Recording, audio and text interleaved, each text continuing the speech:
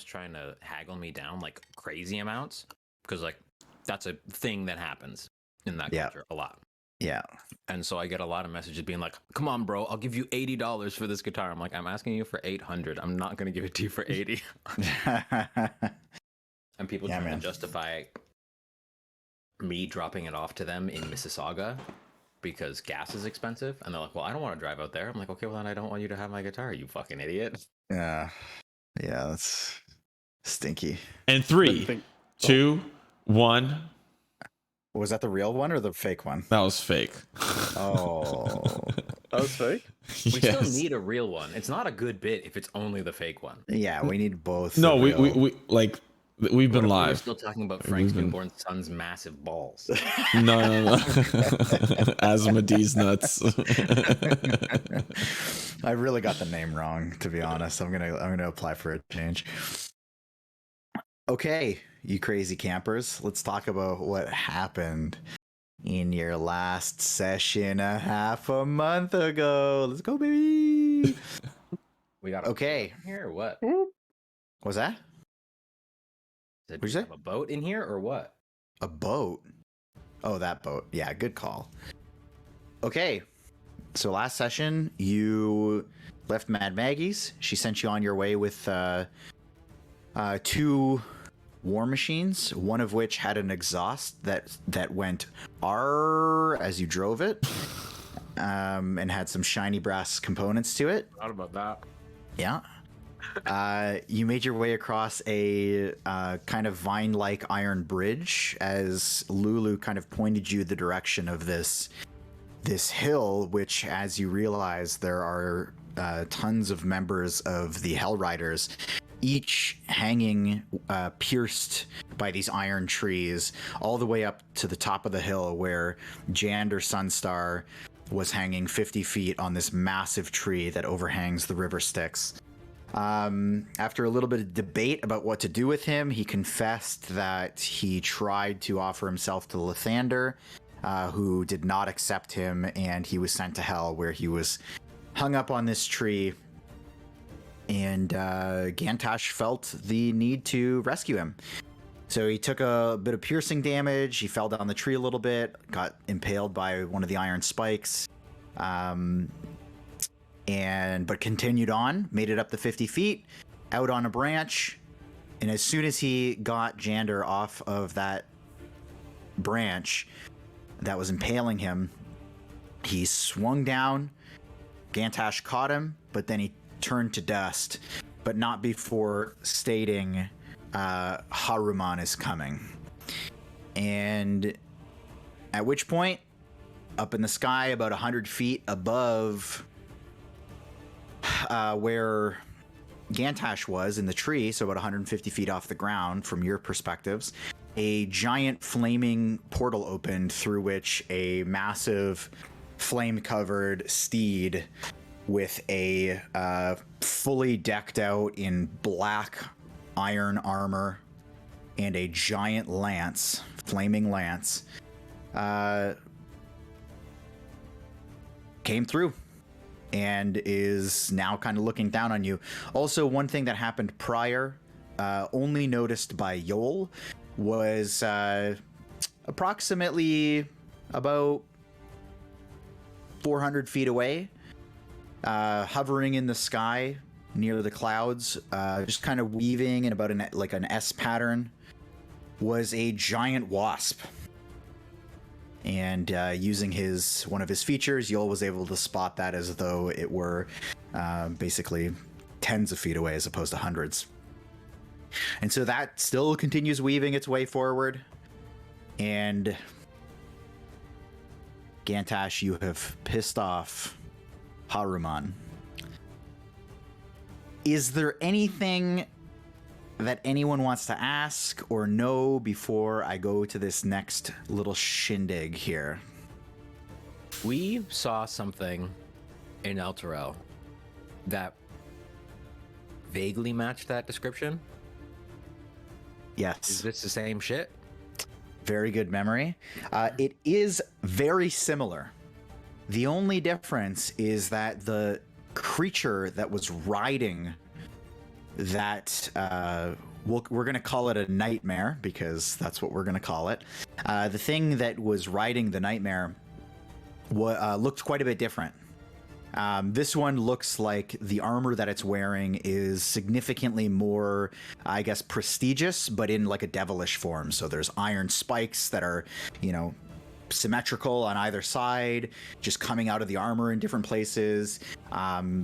He just looks a little bit more pristine than the one that was riding that other horse. Not that one wasn't frightening as well. And wasn't there like a big dog or something? That was separate. I see. But yeah. Sorry, what did you say, Krepe? But it's clear it's a different being. It is a different being, same type of weaponry, and same type of horse.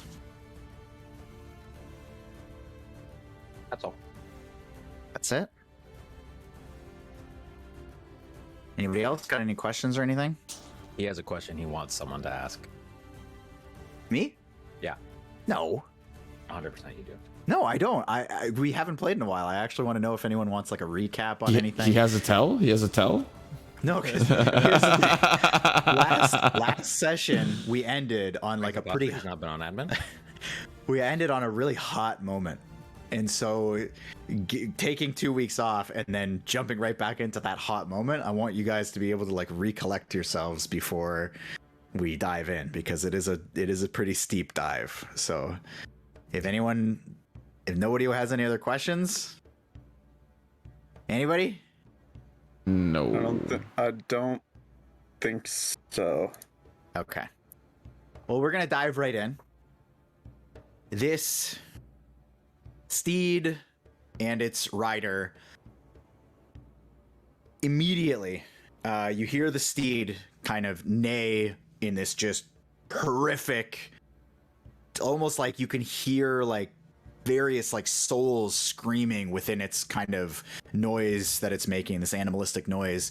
And the rider just immediately points his lance downwards and starts riding downwards towards Gantash. He is about 100 feet above where you're at, Gantash. And as he comes down, you hear him in this deep, dark voice in your head just say, you disrupt the peace of this hill. I have 2 questions for you. Yes. Yep. Question number 1. From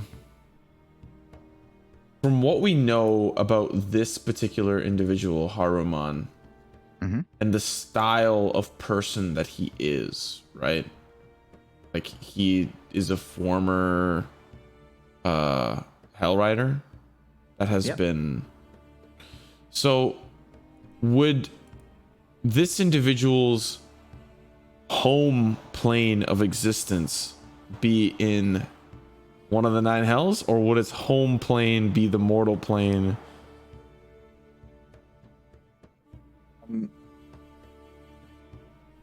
Give me a... Damn, that's a good one. Just give me a straight intellect check. It's 17 plus 2, 19. Nice. So you can kind of piece together that if you saw a fairly similar replica, the one that Krepe was kind of asking about, and then you saw this one, you know that devils have like a tier list basically of different types of devils. So you can imagine that this thing is now a devil. Whether it was something else before, it's a devil right now. Okay. So I am going to prepare an action as Haruman approaches. Okay. Once Haruman is within 90 feet, I have an action. Okay. I'm gonna... Well, tell me the action, and then I'm gonna have everybody roll initiative. In fact, you guys can start rolling it now. Okay. I'm going to cast a spell on him called Confusion. Okay. Wait, you said Haruman was his name. Yes. Yeah, don't worry. Don't worry. That's misleading and confusing. Well, it's here. That's the name. That's his name on the streets. There you go. I'm a simple There you man go. with a simple brain. There you go. Okay. Bing, bong, bang. I think canonically it makes sense that I go last, considering I'm being a moody bitch down the hill. That's true. That's true. Okay. Also for flavor reasons. So Haruman in the sky says this to you in your brain, Mr. Gantash, and starts immediately heading down towards you. Buru, you are the first that gets to kind of react to what's happening here. And you see Lance is clearly pointed at Gantash. He's coming in. Is Gantash still in the tree? Yep. Is this guy Yes, he still in is. the air? 50 feet into that tree. Yeah, he's Oh. 150 feet off the ground.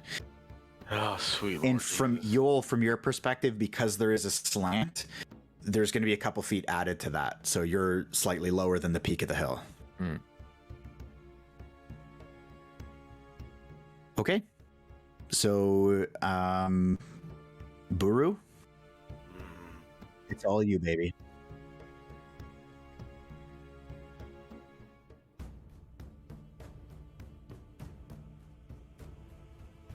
Oh yeah, and we're gonna use an on-deck system here too. I know Buru, you're going first, so I'm gonna give you some leeway, but Gantash, you're on deck. What's on deck? Just like you're up Going next. So give some thought to what you're gonna do. Oh, I know, baby. I know. This is gonna be a disadvantage. I He's know 100 feet. what's coming.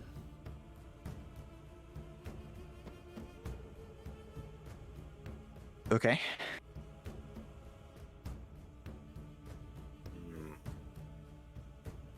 And just let me know. So you're firing your crossbow?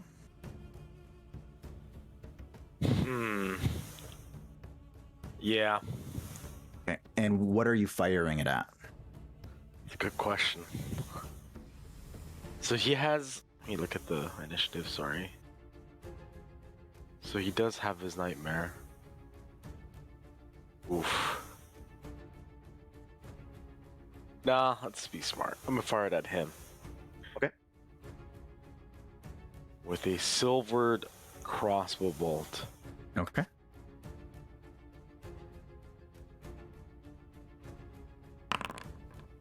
For a 13, There's no shooting way. at him. Does not hit. So he's able to just kind of tuck out of the way. Why was that a disadvantage? Because he's 100. Oh, I see. Sorry.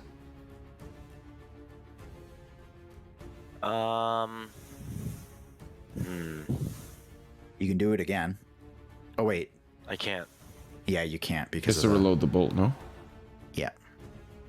I will reload it, but Okay. that's pretty much all I can do. Okay. I'm just gonna move as if I am directly under Gantash. Okay. So yeah, we're just gonna say I'm under Gantash, Okay. and that's If fine. Gantash falls, he falls on you, Something like that. right on your shoulders. Okay. Gantash, you see Buru move beneath you. I am going to hold my action for Haruman's approach. So when he's within 90 feet, I will be casting Confusion. And Confusion has a 10 feet radius sphere. So both Nightmare and Haruman will be making a wisdom saving throw once that connects. So I'm holding my action for that, for their approach. Okay. Oh, Jesus. Oh, yeah, I forgot you guys have 4th level spells. I forgot what level you guys were. Okay, cool. Yeah. It's a 10-foot area of effect sphere, and I'm going to be pointing it at pretty much him once he enters range, which is 90 feet. Okay. Can you choose creatures to not be affected? You guys won't be affected because he's like 100 feet in the air. It's a No, sphere. I know, I'm just asking. Oh, no, I don't think you Yeah. can. I don't think you can. It's everybody in the sphere. Yeah. Okay, that's fair. And is that it for you? Yeah, I was just holding my action. Okay, so you're just chilling in the tree. Yeah. All right. Oh, you choose in a point that you choose, so you can choose people not to be immune. Just so you know. On a point. I've just never seen this spell cast, so I was just wondering. I haven't either. Very Each interesting. creature in a 10-foot radius sphere centered on a point that you choose within range. Okay. So Haruman does approach, and he rides this little horsey boy pretty quickly, basically straight down and on this angle towards you, Gantash. I will say it only takes 10 feet to get within that range. Yeah. So he has to make a wisdom saving throw, and so does Nightmare. Okay. So which is going to be very interesting. Yeah. If Nightmare fails and then he doesn't, it's going to be a fun little interaction. Wisdom save, you said? Yes, sir. Okay, so he's gonna get a 21. Okay, that's saved. And this little boy gets a 12. Fails the save. Oh, baby. Yeah, so you got to roll a d10 for me. Okay, right now? At the start of each of its turns to determine its behavior for the turn, but he's riding Nightmare, so I feel like I don't know. Yeah, so it is going to happen on its turn, because the way that this operates is the way he operates the horse is a little unique. So Okay. he's still going to be operating that horse normally on his turn, but yeah. Okay. Well, hold on. So every time it's his turn, he's gonna operate the horse normally, no matter if it's confused or not. Yes, in this setting. So for all intents and purposes, Haruman and the Nightmare are actually one, like, unit. Sort of. For that context specifically. On his turn, yes. On his turn. There is a reason that they're operating differently, but there's also a reason that he gets to ride it the way that he does on his turn. Okay. You trust me, you'll still get your juice. You just need to wait one more turn. Okay, so he is going to ride in, and he gets to go a full... Let me see here. He gets to go a full 90 feet, which will put him within 10 feet of you. And he's going to immediately stab out at you with his lance, which as he gets closer to you, you can see just the steely look in his face. Seems totally calm, totally unfazed. Like this is basically just another day at the office. His first attack is going to be a juicy natural one. His that hits? What are His you? second attack, I shit you not, is a 20. So, Okay. Yeah, so that was a little back and forth. So he's going to attack you with his lance, which upon hitting you will do... Where the fuck is that thing? There we go. It's going to do...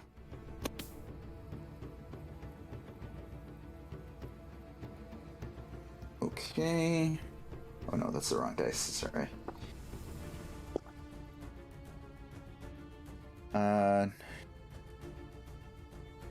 19 piercing damage.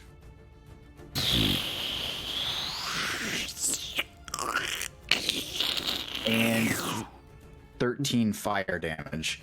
He will also, as he's stabbing you and kind of pulling out his lance, and just this burning wound lets this kind of immediately just burnt flesh and congealed blood just fling out.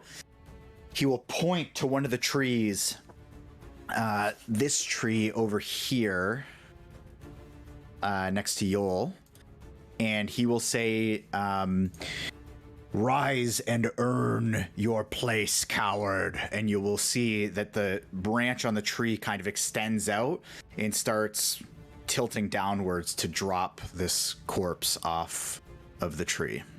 Oh, baby.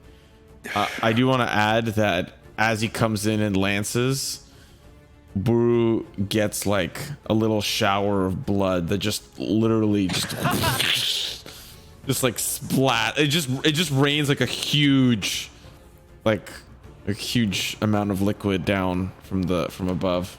Well, luckily the fire damage cauterizes the wound, so Not for the first 2 lance hits. Heal. Start healing.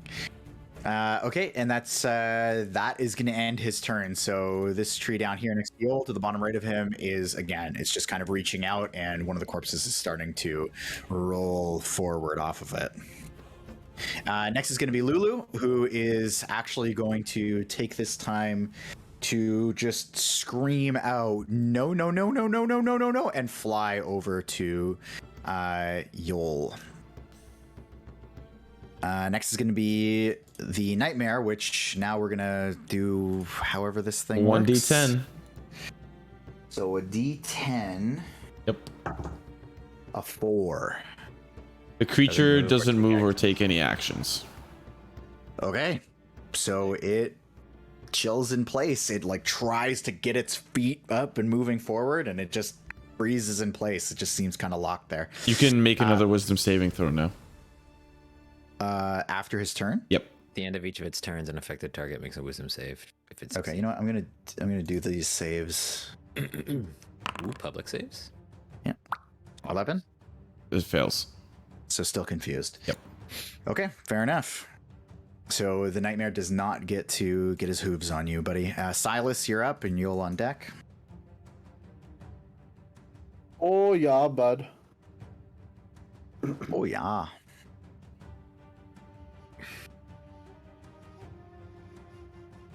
We are going to use this spell. And we're gonna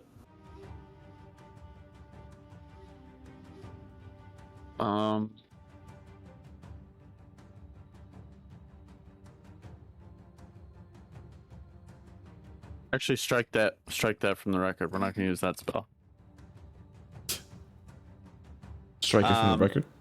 Yeah, strike it from the record. I've been watching a lot of court. Consider it struck. Objection? You've been watching a lot of court? I'm watching the Amber Heard and Johnny Depp thing. I know. We'll talk about that later. Please God, no. And that'll explain God, to you no. why you're a bad person for watching. I know. Ooh, baby. Sorry, I'll be back in 20 I'm minutes. gonna do Tasha's Mind Whip on 20 minutes. He's just joking. Okay. On Haruman. Tasha's Mind Whip. Okay. On Haruman. On Haruman. Okie dokie. Intelligence save. Intelligence. It is an intelligence. Oh boy. Man, this guy dumb as. I don't think he's dumb. 13.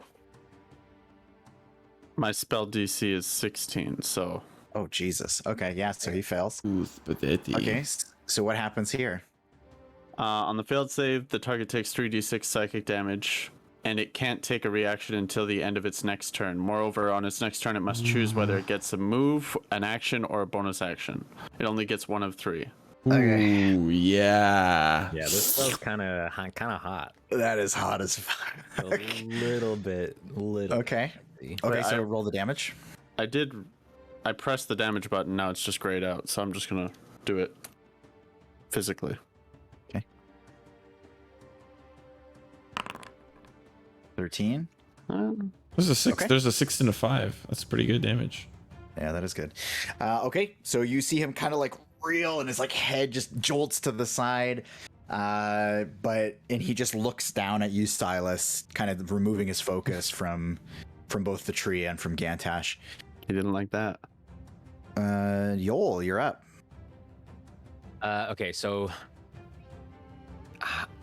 the Haruman and his horse are on the ground now, or are they still like 50 feet They're- above the air because they were just stabbing Gantash? They are 50 feet in the air. That's what the horse would say. Son of a bitch. Okay. I'm gonna grab Lulu, tuck her into my shell, Okay. I'm gonna also move there. Sorry. buckle up. It's okay. I'm gonna take out a javelin. Okay. Oh. It impales Gantash. To the tree. Yeah, I'm aiming at Gantash. And then I'm gonna actually throw it at the horse. It doesn't affect Okay. its confusion, which is good. Okay. Yeah, I'm gonna throw it at the nightmare. Okie doke. Okay. Ooh. Poggers. Yikes. Okay. Oh, That'll sorry, I meant to whiff. say that's actually the blunted javelin that I have. Oh, okay. Well, fuck. Okay. And then I guess I am just gonna begrudgingly. I'll take out my Lathander weapon, and Wait, you can attack twice, right? I mean, yes, but I only I took a javelin out and threw the javelin. Right. So I don't have a weapon in my hands right now. So I could, I guess, take another javelin out and throw it, but I don't actually want to do that. I think Yeah, that's better than reloading. I think I would Yeah. argue that you can. Yeah, I would allow it just in case. I'm saying instead of taking an extra attack, I'm like I have equipped one weapon and made an attack with it, and I am now equipping another weapon instead Okay. of attack. Okay. And then I'm just going to begrudgingly turn around, and I'm not like running, but I'm like rushing. But I'm No, I am. Yeah. I knew it. Actually, I'm actually gonna go this way. 30 feet. Can I? Too late to take a dash action? It's a little late. That was a good one, David. That was good. Here-ish. No, it wasn't. I'll go here. I'll go here. I'll go here. Okay. Whoa. In that order. Square dancing. Okay. And as you run past the tree, by the way, you can hear the kind of like louder groaning coming out of that tree that he pointed to, and the corpse is starting to slump onto the ground now. Okay. And then I'm gonna say to Lulu, keep your eyes on my 6. I'm on it. That's it. Okay. Buru, you are up next. I did not give you on deck, but you're up. What Okay, is, Lincoln Park. Fuck, Jesus these things are Christ. so intense so fast. Lincoln Park. up Where's in this bitch. corpse? Sorry, I keep calling it a corpse. It's not a corpse. It's like it's a wounded warrior. Over here. Oh, That's right. It's down here. over here. Oh, it's Here, I'll give you a. Jesus Christ. Well, I can't deal with that. I feel like four miners I got about to it. fucking. We got it. 15% luck, 20% skill. You know, that's what this battle music reminds me of. Yeah, this kind of sucks. I can't do anything but freaking shoot and reload. He's closer now. He's 50 feet. And you jump 50 feet in the air? Soon you can. Yeah, you need the Michael Jordan shoe equipment. Dude, he's got Air Force Ones on. Air Force One. Or Careful. man, I guess that's all I can do right now.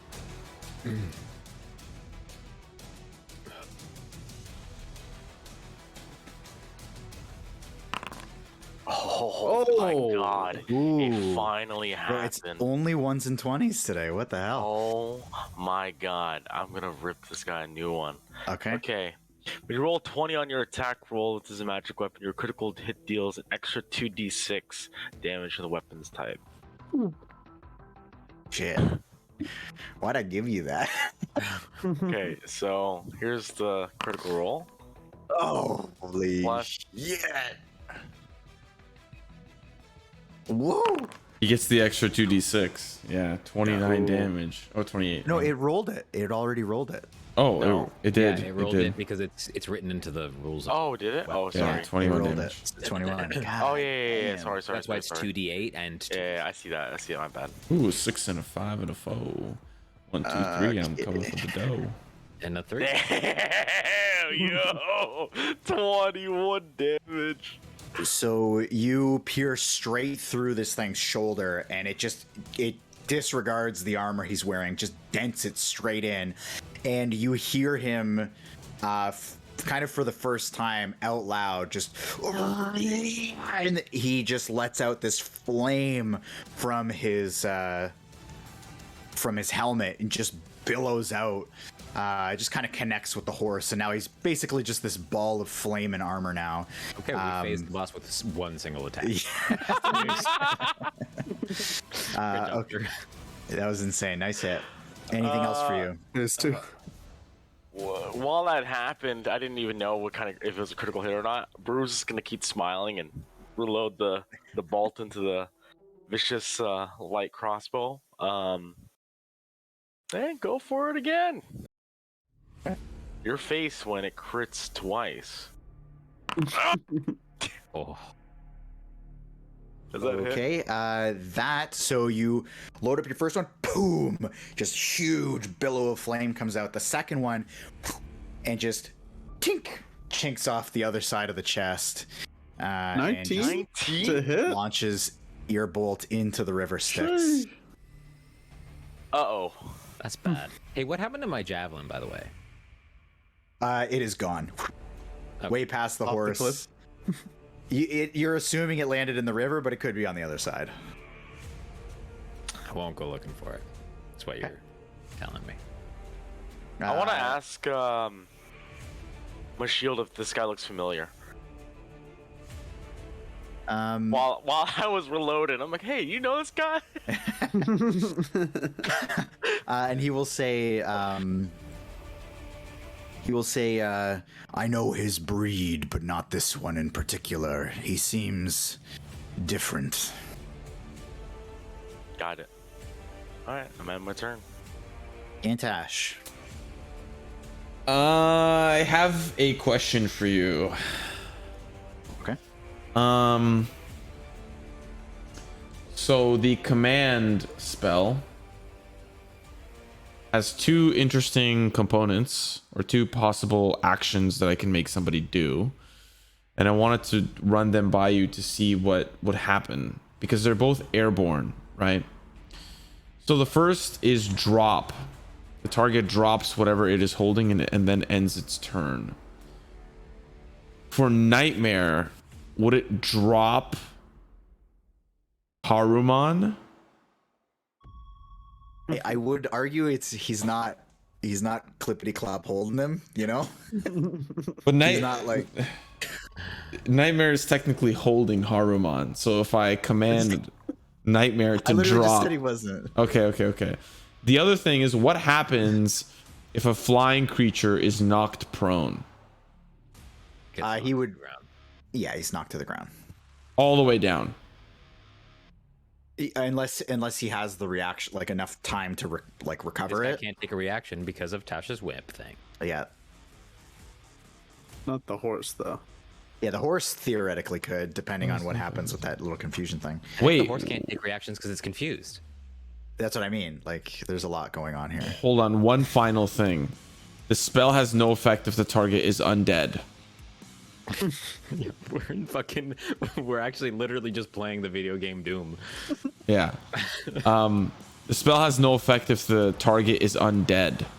Do I recognize if Nightmare is looking a little undead? Go ahead, give me a nature check on this one. 6. 6. I mean, he certainly looks not like a horse. Like, he looks real twisted and, you know, almost like he's made out of metal, but not, you know, but he's still living and he's still, you know, moving in a kind of natural way, I guess. But as vague as I can get there. Do we risky for the bisky? We are going to cast... When you're 100 feet up in the tree, you already risked it. I'm going to cast level 2 command. Which I can pick 2 targets, which I pick the both of them. Okay.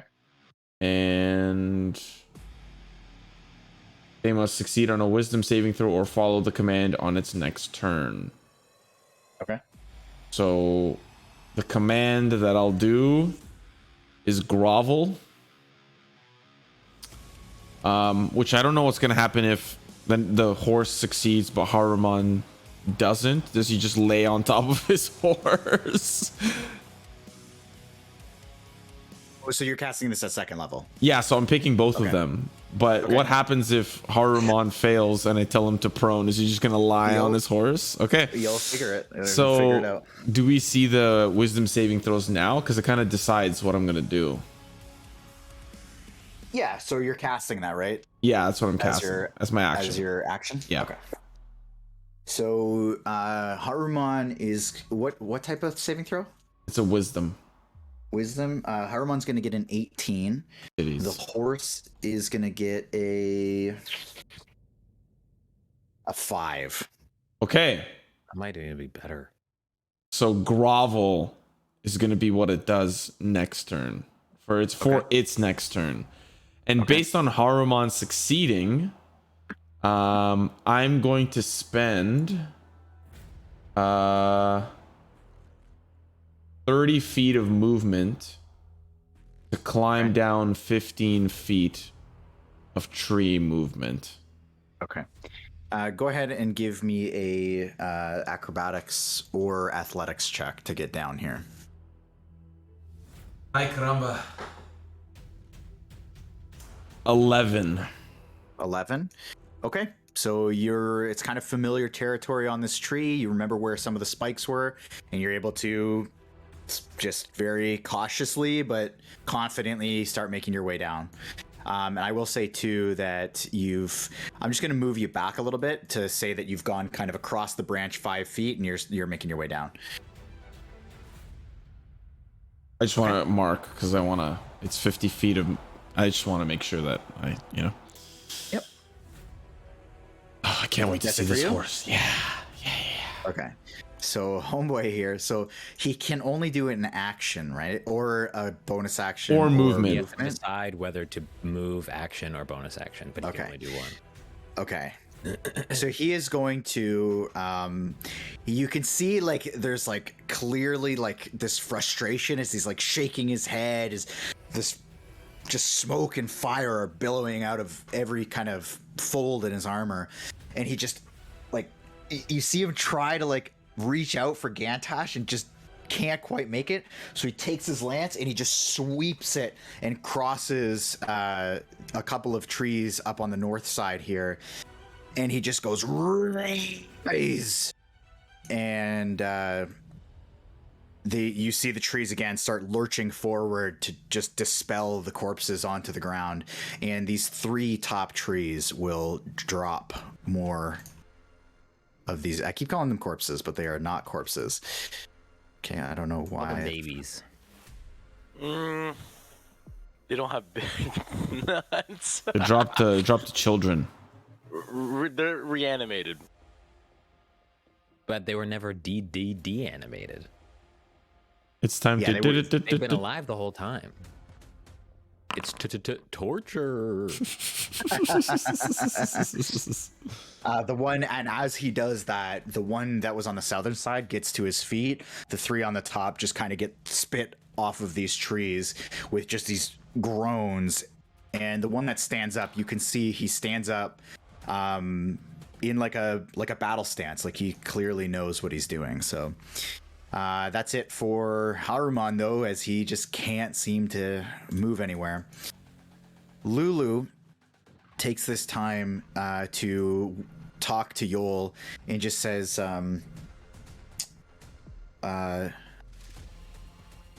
Yoll, this is one of her generals. You have to be careful. And that's all she's gonna do. The nightmare. So what? I don't even know what's going on with this fucking thing. Okay. So he's still confused. Yes. Confused and is forced to grovel. So this is what I'm gonna do. I'm gonna roll on the confusion thing. It's a 5.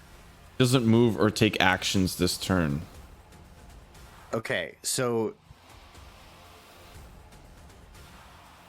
specifically, I know what you're thinking. I'm reading the spell for that exact reason. Specifically, it doesn't say it moves any. Like the verbiage is very consistent in that it just falls prone and its turn ends. So I think of it as like a prostration almost. Yeah. I was just seeing if it said that it takes its action to do that thing. No, it doesn't specify. It doesn't specify that. So I will actually, I think in this instance, because you have it so twisted up, I will actually let you choose. Does it grovel or does it do the confusion bit, which is a 5? But it's still gonna be confused though, even if it grovels. Yeah, it'll grovel. Fucking come down. So okay. Because that's gonna bring him down, and Yoll can hit him. Okay. The Wonder Twins can start bashing. Yeah, the Wonder Boys. Okay, so it just kind of buckles its little hooves in and just bows its head, and as it does, it just fucking tanks straight down to the Damage? ground. Falling damage? 50 feet in the air? 50 feet in the air. 50 feet in the air, falling damage? Yeah. So got a point. let's just see here. Let's go. Okay. Two. Okay.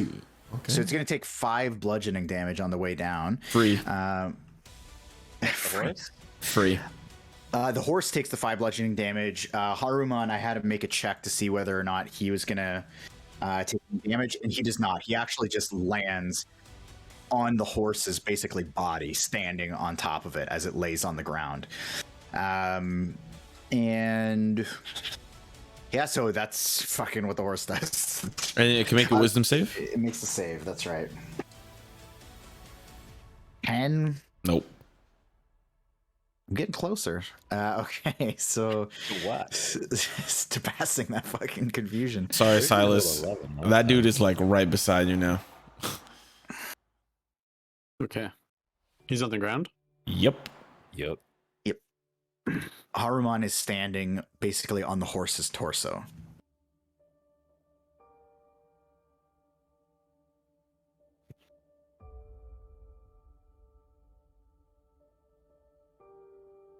How high are you still up in the tree? I'm 15 feet down from 50, so 35. 35.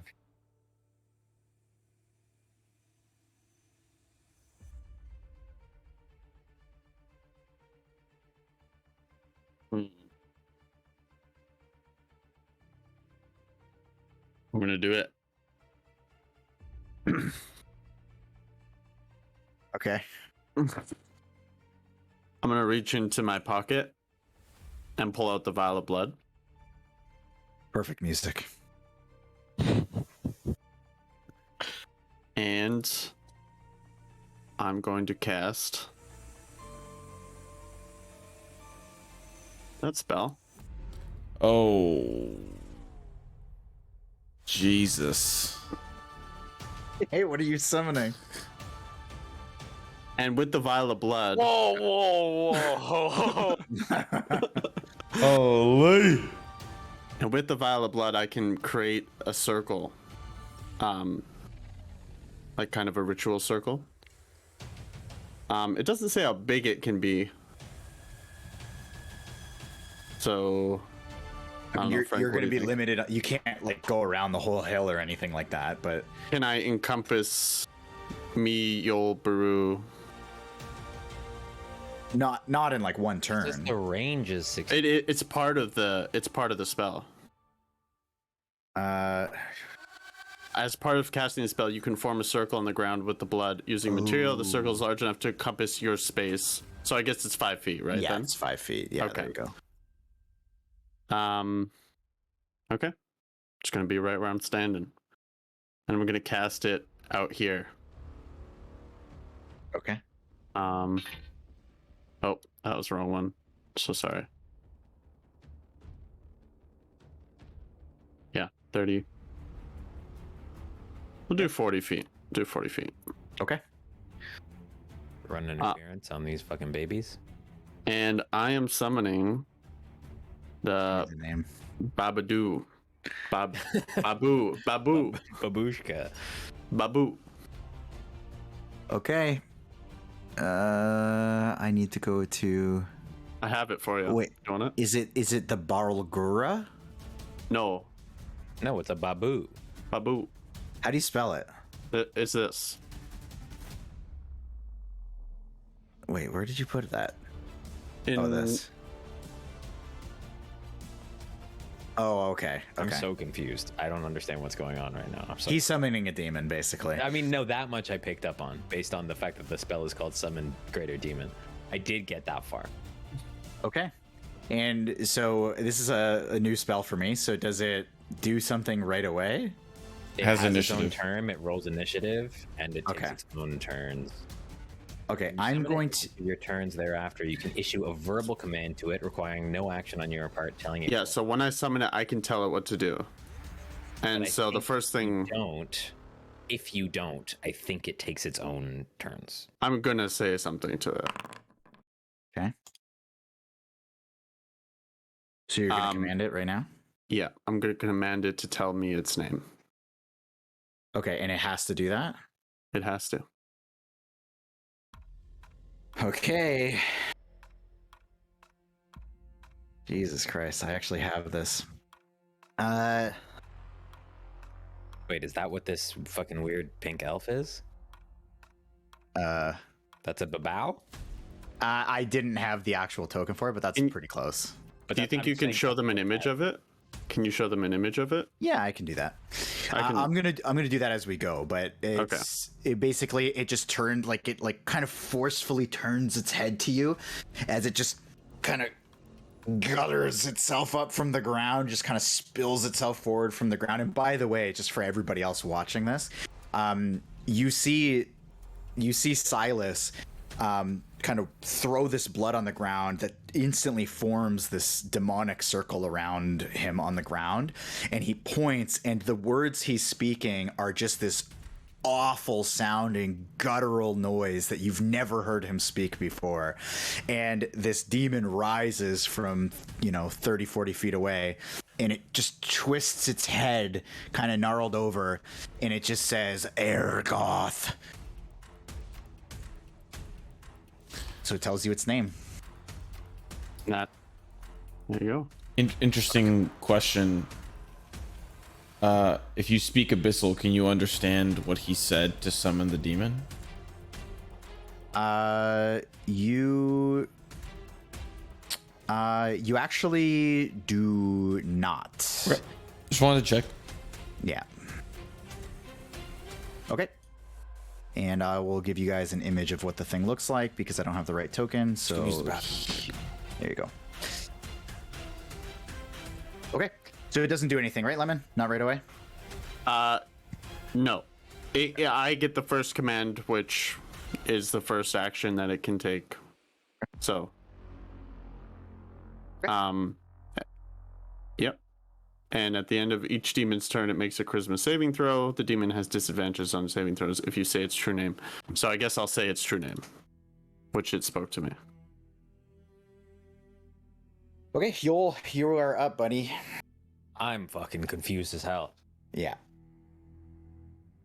This It's smells. the first time I've seen a summon spell, so I had to deal with it on the fly there. I was saving it. Well, the spell lasts. The summoned demon can't cross the circle or harm it. So this demon is rogue. Like, this demon could fuck me up. If I lose control of it, it's under my command right now, unless it passes a charisma saving throw. And that's why I So got this its demon's name. gonna fuck me up. Okay, good to know. Well, you can come into the circle. A little cozy, I think, for my taste. Okay. Seeing the demon shit going on behind me, I think I'm probably. I have to turn the music down. It's distracting me. I think I'm probably losing my patience a little bit, so I'm gonna rage. Okay. And with my fancy weapon of fancitude, I'm just gonna charge at Haruman and give him the old 1-2. You know what I'm saying? Yeah. Okay. He knows what I'm saying. So I'm gonna go over here because he is on the ground. Correct. He is. And then I'm gonna give him. Well, one of these. Yeah. Oh, that's embarrassing. Yeah. That's true. Okay, so you swing out at him, and he just kind of swats your shovel away. No one swats my fucking shovel, bitch. Oh, there we go. Okay, fucking crits all day. Okay, Mother goose. and you got the +2 on everything there. Should be because it's my +2 weapon. Although Okay. I don't see the +2 on the. I remember you saying you were supposed to add this incorrectly, and I guess you didn't. It doesn't look like it's there. Yeah, it's not there. It's definitely not there. So it's a 29. The 17 wouldn't hit anyways. Okay, that's fine. So I'm gonna add. It's +2 on everything, including damage. So I'm gonna add Yeah. +2 to my crit. Right? That makes sense. Sure, let's do that. How's 24? Oh. Okay. So you swing, he swats it away, you come back down again, and you just chunk straight through his armor. It just seems to bend at your will. And you just see this black, oily blood just sheen across the flames before the flames kind of erupt again. But he just kind of like, you see his face just kind of shaking as he stares at you with these cold but red eyes. Bonus action Polearm Master. I want to skewer him. 23? Jesus Christ. Yeah, that hits. +2, so that's 10. Okay. So you just whip it back around, smash him across the face, and he just kind of keeps his head tilted, and you can hear the kind of iron gripping around his lance as he just keeps his head kind of twisted for a second. I'm gonna give him a little cheeky wink. And that's it. Okay. Oh, I forgot I had this thing. I'm done. Sorry, go ahead. I just That's forgot okay. I had a thing that. Buru, you're up. And as that happens, And I want to change my tattoo to look like his hat. okay, like on your head, like his helmet. Okay. Like mocking him. What the fuck? Okay. Well. While I'm about to swing at this guy, I want to ask my shield if he notices that demon. And it just says to you, I do, not my problem. Alright, guess he doesn't care. I don't care either. Alright. I'm trying to remember everything here. I have some special moves that I haven't looked at in a while, so just bear with me. Oh man. It's the perfect song for Buru. It's like we're back in Schalt, running from our slave masters. Okay.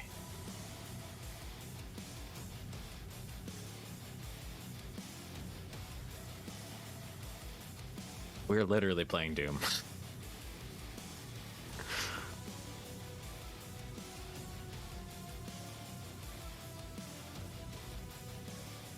What do we got? Sorry, please ignore this. I'm just testing something. Okay, nice. Oh, fuck. Jesus Christ. It was just a test. Just kidding. It was just a joke. Fuck, I shouldn't have wasted that one.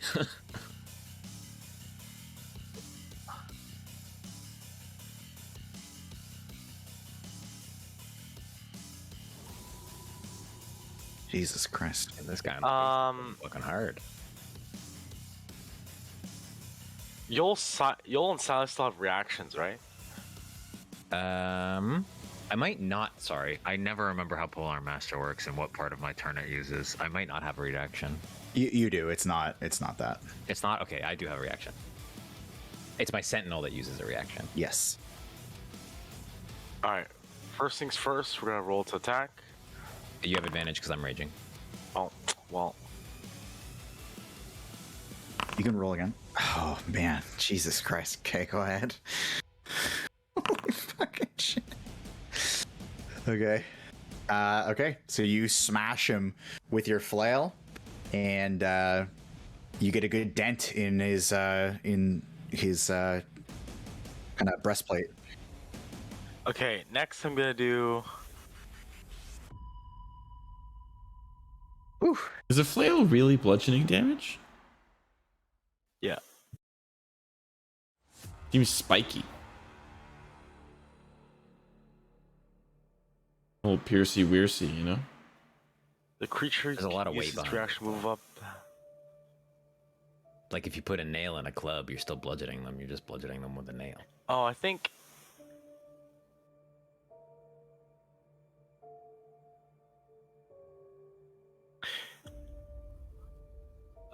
When you hit a creature with a weapon attack, which I did, you can expend one superior die to maneuver one of your comrades into a more advantageous position.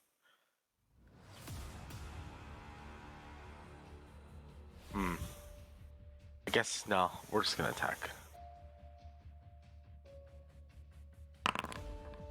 Jesus. Okay, yeah, that hits.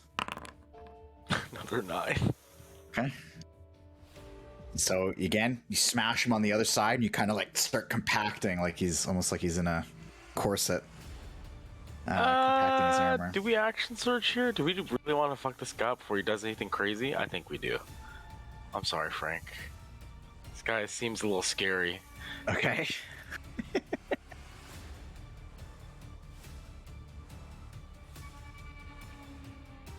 Now another set of 2 attacks. Now I'm gonna make it really work. Okay, let her rip.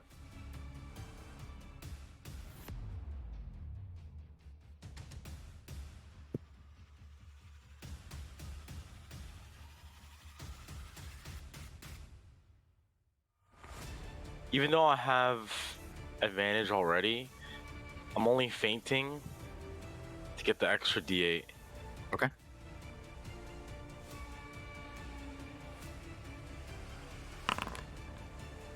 Okay. That definitely hits. So close. 10 plus a D8. Fuck. Okay. Mm-hmm.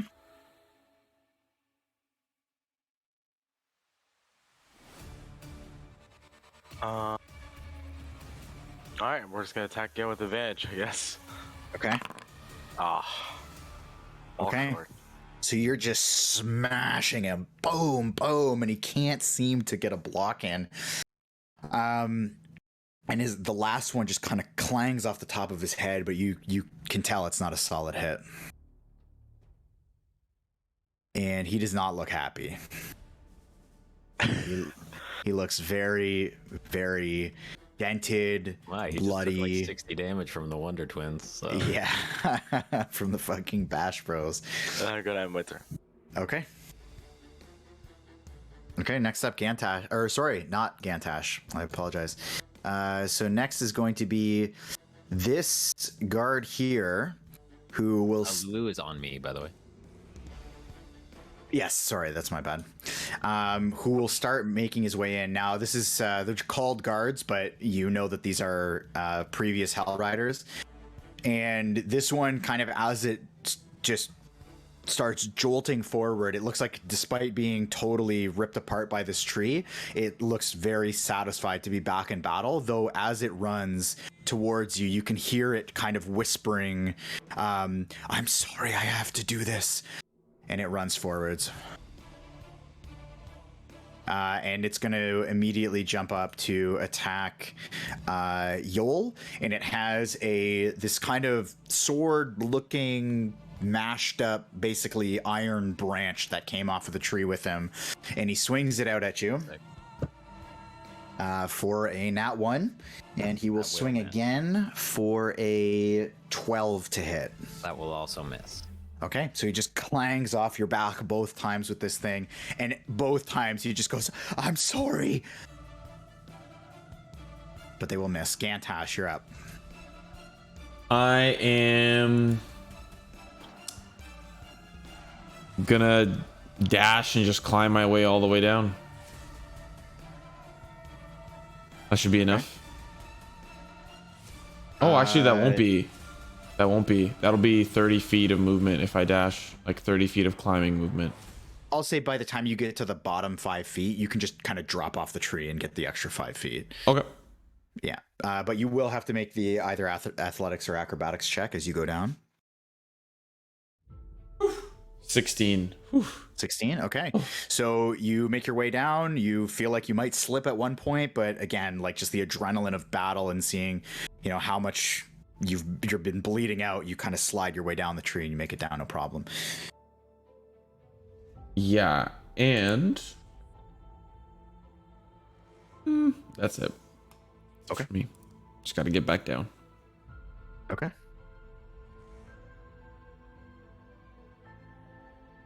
Next up is this guy here. No, it's Haruman. I ended my turn. Oh, sorry. You're right. Why would I skip over Haruman?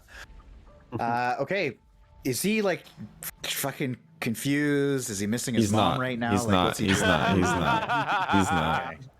Emotionally compromised.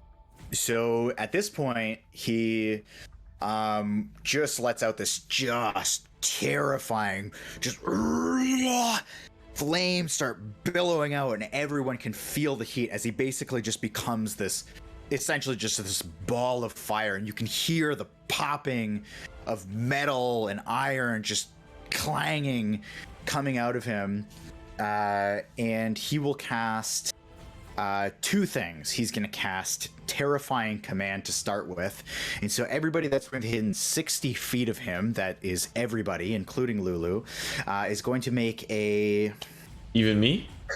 Yep. Is going to make a charisma saving throw. Oh, shit. Okay. That's not bad. That is not bad. I'm gonna use my inspiration on Is this. this an ability check, technically? Saving throw. Saving throw. It's not an ability It's not the check. same. It's not Okay. the same. Charisma saving throw. Ooh, good thing I used my inspiration for that. Was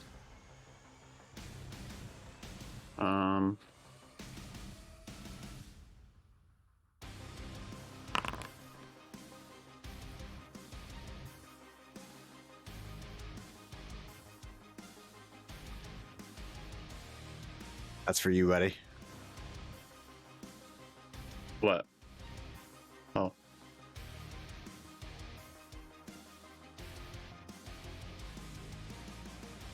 Okay, that's all my saving throws. Mm-hmm. Simo 16. I shit you not, the DC was 17. So everybody is now afraid of It was 16? Haruman. Oh, It was no. 17. Oh, fuck.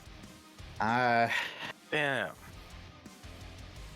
So everybody is now frightened of him, and he will, in this kind of blaze, you see just the horse just almost of its own, like not of its own will, just gets to its feet as though it's just been picked up. And that is going to be it for him, though the horse does raise off the ground about 15 feet. Frightens means you don't attack. You can't attack. it means a Frightened. couple things. I think it also means you have to use your movement to move away from it. You can't willingly move closer. That's it. You can't willingly move closer. And we have You can disadvantage still- on ability checks and attack rolls. Yeah, you can Disadvantage. still attack it. Okay. You can still attack it. You can. Is it like a disadvantage situation or Disadvantage. So, and he did fly up 15 feet. You guys are in range, so if you wanted to use your reaction to attack it, which actually Lulu's going to do as he makes his way up, she's going to I attack the will also horse. Be doing that. Oh, No, opportunity attack for sure. It is. Yeah. Now this does use your reaction, of course. Mm-hmm. so is it just a normal attack then? Does the rage cancel out the disadvantage? Rage doesn't give advantage. No, my Or- rage gives him advantage though. Oh, Everybody who's within 5 feet of. So what's the sequence here? Oh, is it 5 feet of me or 5 feet of? Oh, have we been cheating? I don't know if it's 5 feet of me or not. Oh, Just I might check have it. lied. Either way, roll a normal attack, and we can determine. Oh yeah, to see if it within hits. 5 feet of you that is hostile. Wait.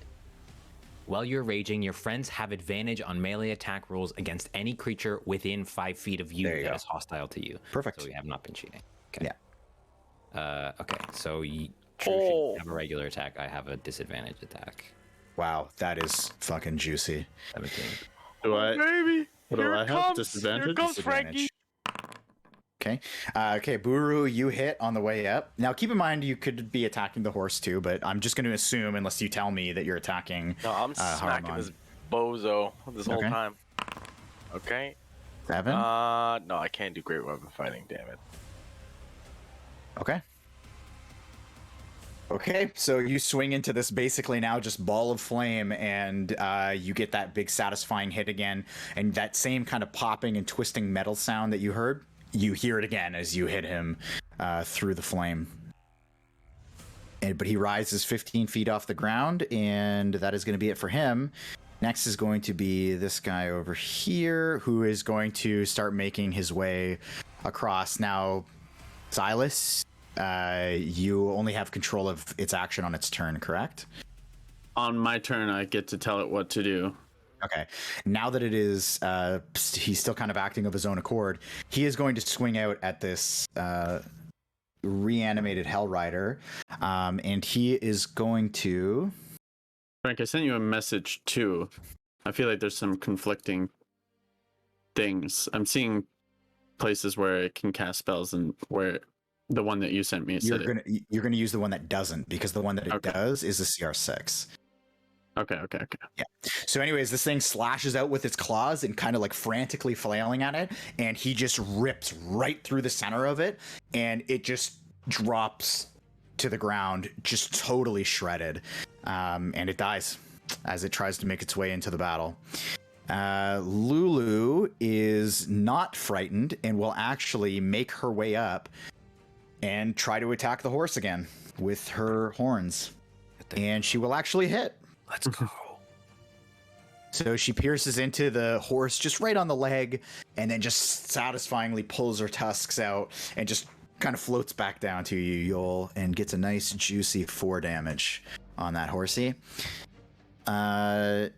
Next is going to be this guy here, who makes his way into the fray, and kind of like gracefully like dashes in, find his way kitty cornered to the other Hell Rider, so we'll get that flanking bonus, but still only tops with a roll of a 9.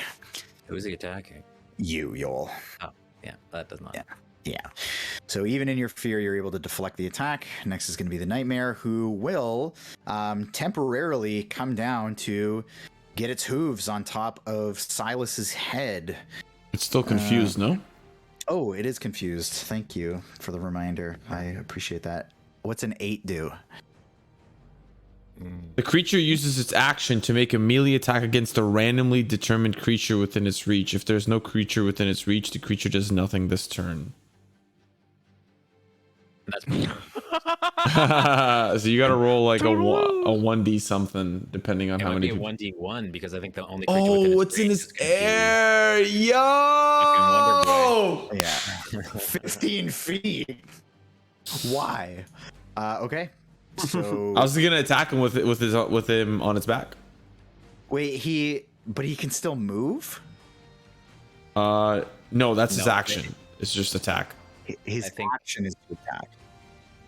Yeah. But I think it says It forces you him to attack. can't It would attack say if anything when it- your turn ends, right?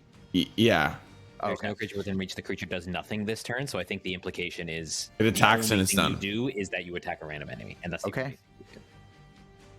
Okay, so he is going to fucking twist itself around and try to hoof attack the Haruman. That's gonna be a weird angle. Yes, it will. Holy shit, it actually hits. Yo! Okay. I love confusion. What do I have to Oh roll no. here? Does... Bro, Oh no, Yo Haruman's gonna die from his own nightmare, thing. nightmare. Describe it.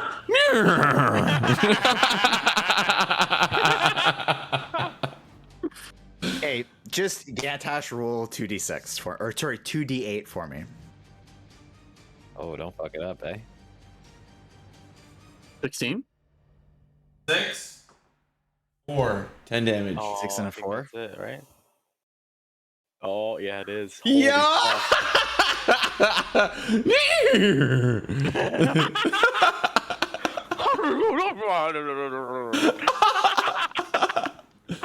My life is a nightmare. My horse is killing me. The dice tell the story, Frank. Dice tell the story, bro. All right. Hey, Frank. So- What happens on this attack roll? So, the nightmare twists its body around and just whips its hooves up towards its rider. And you hear this just huge crunch of metal and just this as the flames dissipate from Haruman, and you see that the hoof has gone straight through the face of the armor, and the horse instantly vanishes as the corpse of Haruman just drops from the sky. You fucking... He's like, oh shit, I'm out. You were about to attack Silas. Yeah, right. Yeah. And Haruman just kind of drops from the sky. And as he drops, the flames dissipate, just smoke. A streak of smoke and a loud thud as he just clunks to the ground. He doesn't bounce, just sinks into the ground about a half a foot. And from the sky, I'm gonna pause Fredboat here. Yeah, Can you, Fredboat can is you- a little much for this? Can you turn off Fredboat as Haruman has just fucking ceased to exist? Oh, bro.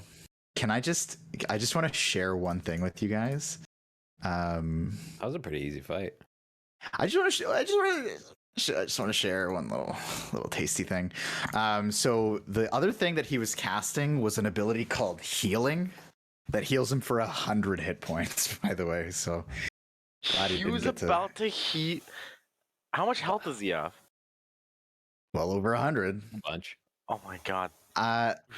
So yeah, so he falls to the ground, a streak of smoke, and in this kind of moment of silence, the guards, the other Hell Riders that were kind of making their way into battle, and the ones that are surrounding you, you just see this kind of light hit them as you look up in the sky, and these very directed beams of light come from these small breaks in the sky, and all of the guards, or all of the Hell Riders, just scream as they get burnt to a crisp, and just start smoking and bubbling, and they kind of writhe and twist, and you see this kind of smoke leave their body and just sink down the hill and into the river Styx. That is what happened. Hold on. Not that Gantash knows that this is happening, but what about the bee? The bee is still making its way towards you guys. I did not have a whole lot of time to carry on, but it's about 120 feet away from you. Pretty damn close. Pretty close. A bee. What about my demon? Yeah, that's another thing that we got. You tell me. You tell me. So I'm going to say that in this time, it does loop around to the demon's turn. Oh, the demon goes before me, correct? Yes, it does. So Okay, the okay. demon is basically awaiting your command at this point. Yes. So I haven't given it a command. Yes. So Yeah, go how it away. works is Leave me alone. I give it a command, and on its turn, then it makes a wisdom or whatever a saving throw. to see if it's still under my command. Mm-hmm. Yep. What's the DC? Sorry, let me go to it. My DC, I guess. It makes a charisma saving throw on my spell DC. Yeah, I would 16. assume. It has 16? disadvantage. Yeah, it failed. It failed. So what are you telling it to do? I guess we're not afraid anymore, right? Got an hour of it. How? You have an hour of it. Yeah, but if I can't keep it under control, how often would it get to make that check if I keep it? At the end of each of its turns, so every 6 seconds. Yeah, 10 times a minute. Yeah, I'm gonna tell it to jump off that cliff right north of it. Okay. And it will do so. So it kind of retches its head forward and immediately just jumps off and dives. Did you you just want it to land on the ground? Well, how high is it? I want it to die. Have it jump in the fucking river, dog.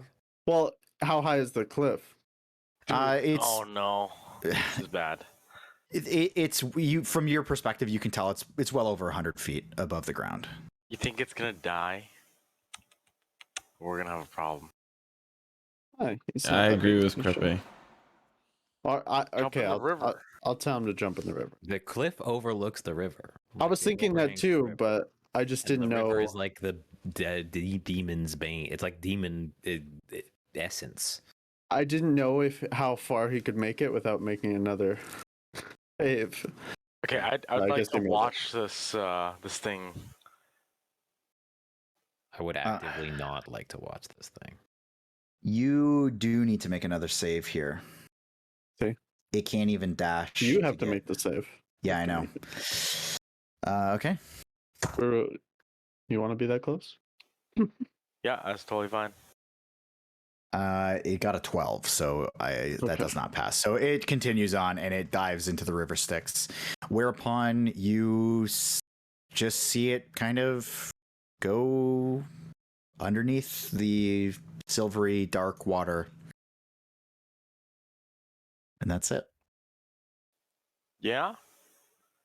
I have to tell you, that fight was not what I anticipated. I'm Fucking easy. very content. I'm incredibly content with my 2 spells. I love critting at the beginning. Oof. Confusion and prone. Yeah, baby. Yeah, let's assume the guy had I don't know, 150 hit points. Trieu and I between 2 attacks took 60 of them. Yeah. Yeah. Yeah. Gantash is gonna lean up against the tree. He's gonna sit down and lean against the tree and spit out a little bit of blood, just on the floor off to the side. And he's gonna cast Cure Wounds level 2 on himself. As you're doing that, I want to look at you, leaning on my axe, feeling a bit pompous, being like, okay, now what did we learn?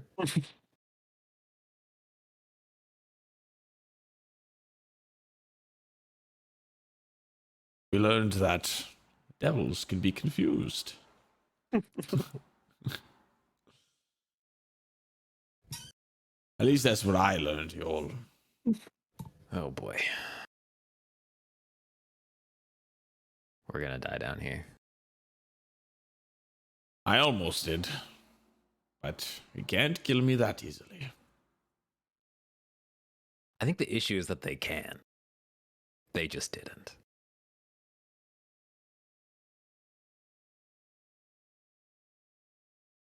So we have no clue what happened to the horse. It disappeared. The horse existed as a summoned entity of the whole thing, presumably. If the devil dying ceased the horse's existence, then that means that the horse's existence was contingent on the existence of the devil. If the devil is dead, then the horse is dead. Frank, Oh, Yes. that horse. if I remember correctly, I left my owl down there to wait for the bee, or to scout out the area. I didn't know there was a bee. Yeah, you wouldn't have known that there was a bee. I can't recall what you did with the owl, to be honest with you. I did leave it down there. I left it 100 feet Down it would the have to hill or follow. whatever. It would have to follow 100 feet. Okay. So as you guys are kind of having this conversation, this wasp is slowly making its way closer and closer to you. And it gets relatively close. And as it gets close, you see just how absolutely massive this thing is. It stays about 120 feet in the air above your current position. And you can see that you can like hear it from where you're at. It is this really wretched, just sounding loud buzzing noise coming from that far away, from 120 feet. You can still hear it. You can almost feel it vibrating. And it just kind of hovers and stops moving in that S pattern. You can see it darting its eyes around at each one of you. And you see it kind of lock its eyes on Lulu.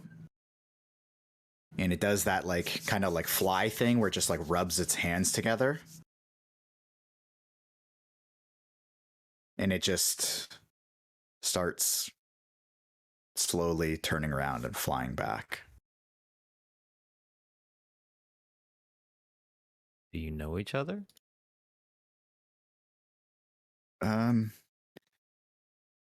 No, but those things aren't good, I think.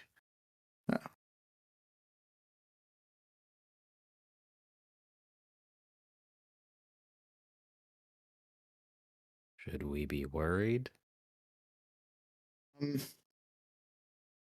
Probably. Oh boy, okay.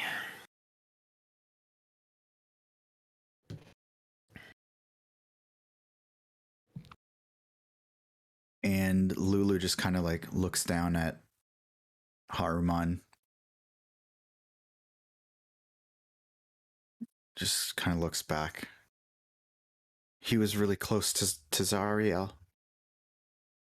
He was one of the closest. He actually stayed behind, even when she was captured.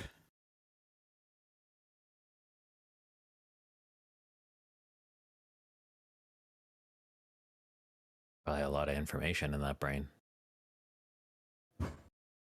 Yeah. Who has the map? Gantash at this will get off from sitting under the tree. And I've got a Lulu. Well, every time I see somebody that I knew, and I definitely knew him, I think I get a little bit more clear. Let me see that. Sure.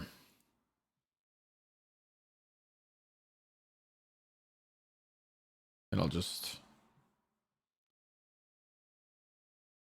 show her the map, like Sea of Thieves style.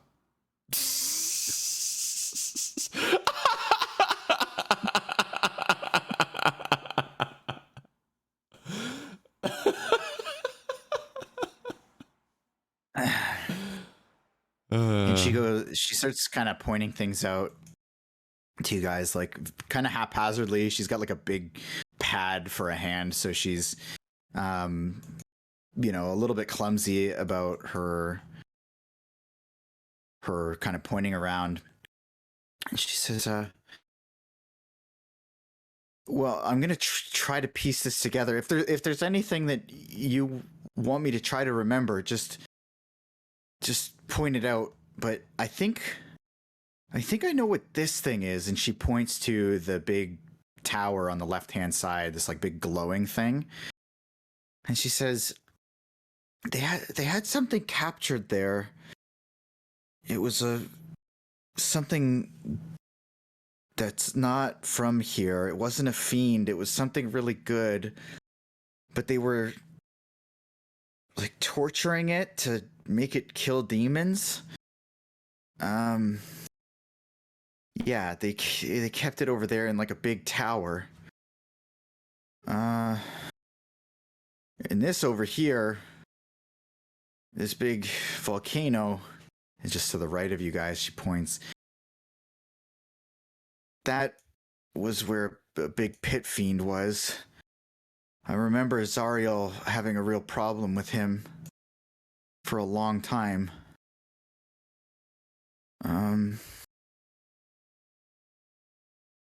Is there anything that you guys want to know about?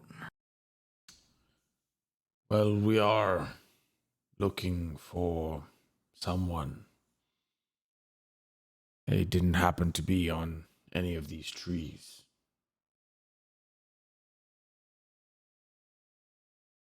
Oh. Right, she had Haruman and she just kind of like opens her eyes. Yoll. It was Yoll. She's the one who made the citadel. The one It was the Yoll. vision. Do you know where she is?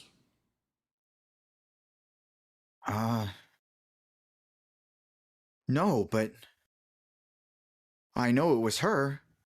And wait, Zariel had she had 3 generals. Yoll got away with me. Haruman stayed till the end.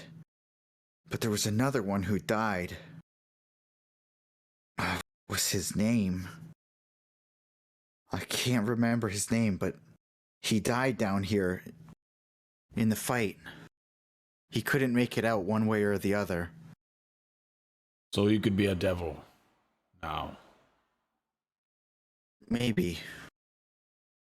But I don't think he stayed with captured here. Yeah, you could be right.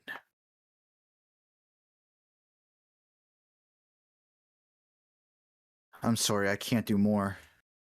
Well, the good news is we might be able to ask Haruman some questions.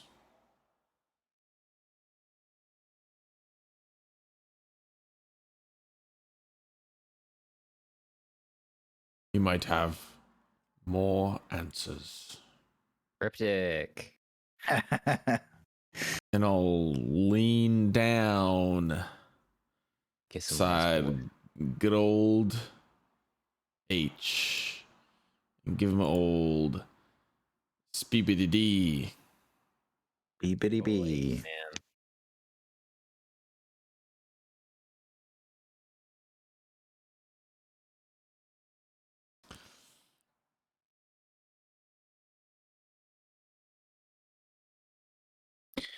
Okay. So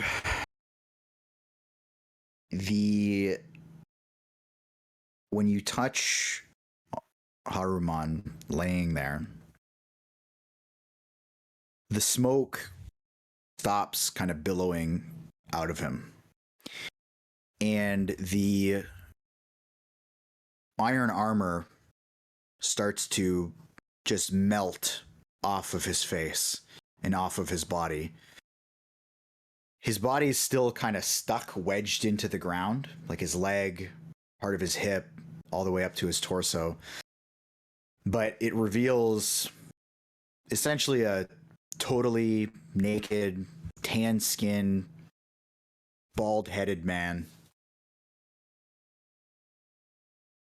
And all the battle wounds still on him. You can see where the arrow had pierced in, the kind of crunched in, bruised ribs. And he just comes to, looking very bewildered.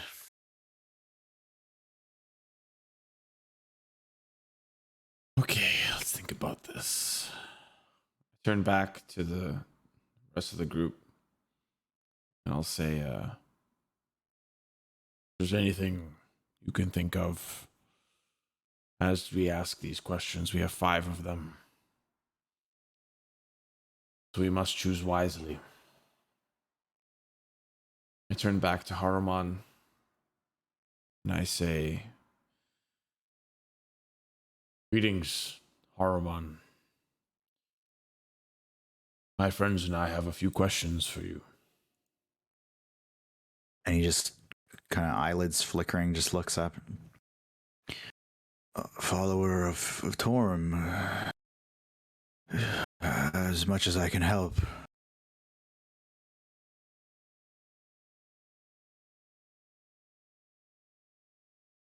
From your recent memory, do you happen to know where Yoll is currently located?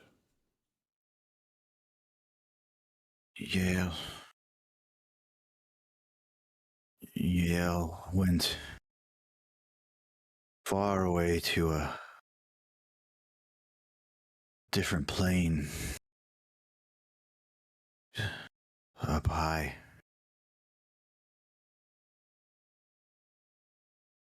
Well, that is donkey poop. Inconvenient. Yeah, not in hell anymore. Okay, peaced out. Okay,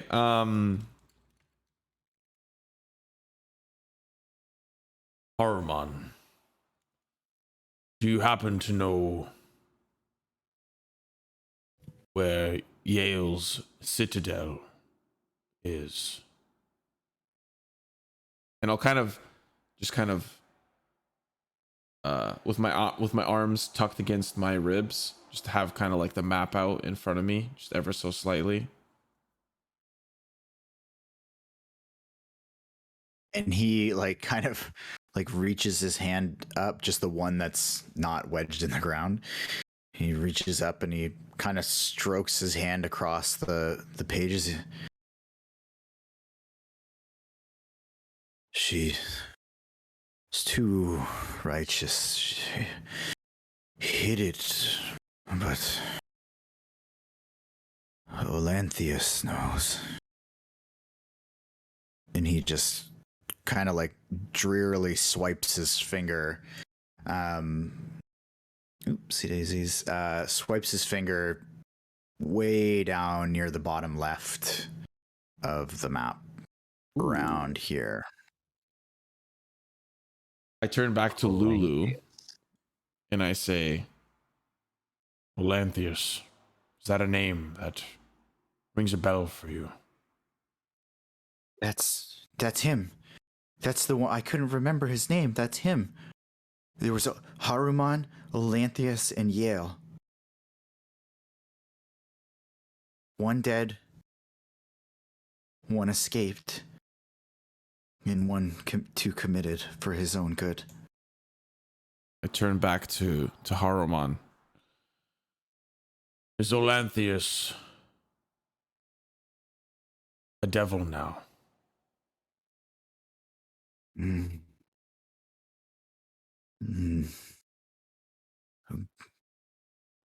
Just ethereal, a ghost of memory.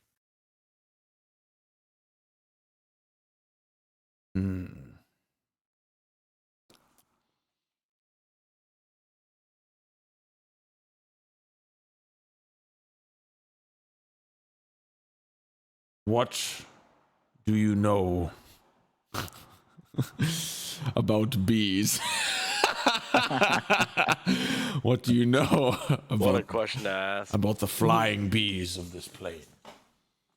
How many types of bees can you name? Big bees, little bees, apple bees.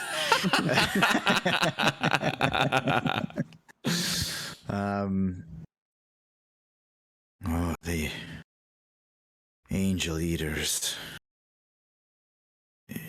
make their nests out of wings and feast on the good. Did this motherfucker just say angel eaters? Yep.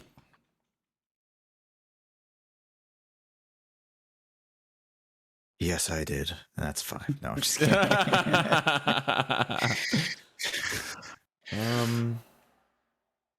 I turn back to the rest of the group.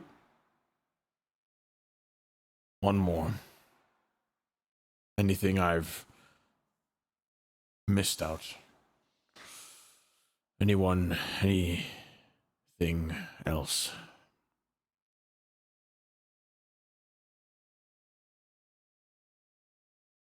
This is a dumb question because they all are. What about asking him about the sword? Or did we already? We did. Oh, we did. We have a rough. That's where the citadel is, right? We Yeah. have a rough location now. Probably where the citadel is, but we know that we need to go to over here-ish to talk to a human or to a ghost of memory. Who knows? Possibly, maybe. Who knows? Oh, sorry. I was zoomed in on Haruman's hill. He pointed to where Olanthius is. Here. Oh, and he pointed where the citadel is, or he just pointed where this is where Olanthius is. Okay. That's where Haruman pointed. Okay, that's actually good to know. It's right by the sun thing. Big Saruman tower.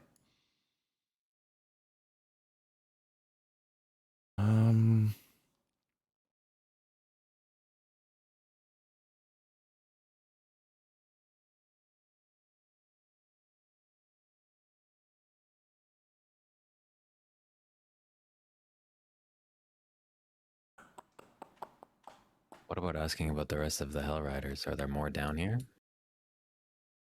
Do we care? Like alive humans? Or do you mean more of him? Not more of him, I mean more of these motherfuckers on the trees. Which probably means more of him, because someone's gotta keep an eye out.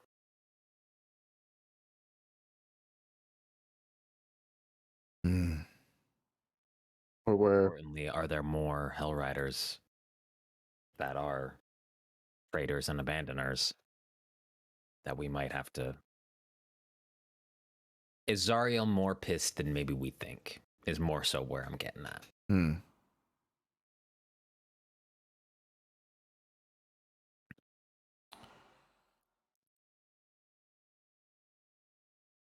I turn back to Haruman. What did Zariel do with the remaining Hell Riders that didn't make it onto this hill?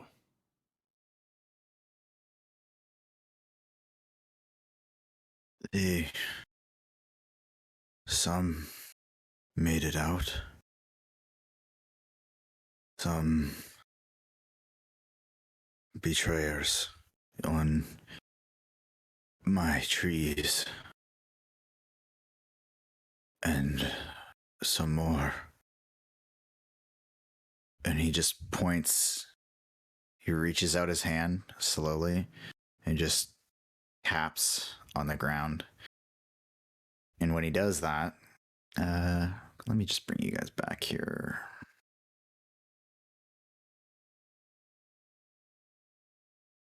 When he does that, from his finger, you can see a little fissure, a little crack in the ground starting to form. And it slowly starts crackling its way towards the edge of the hill in either direction. And you can hear it cracking the ground.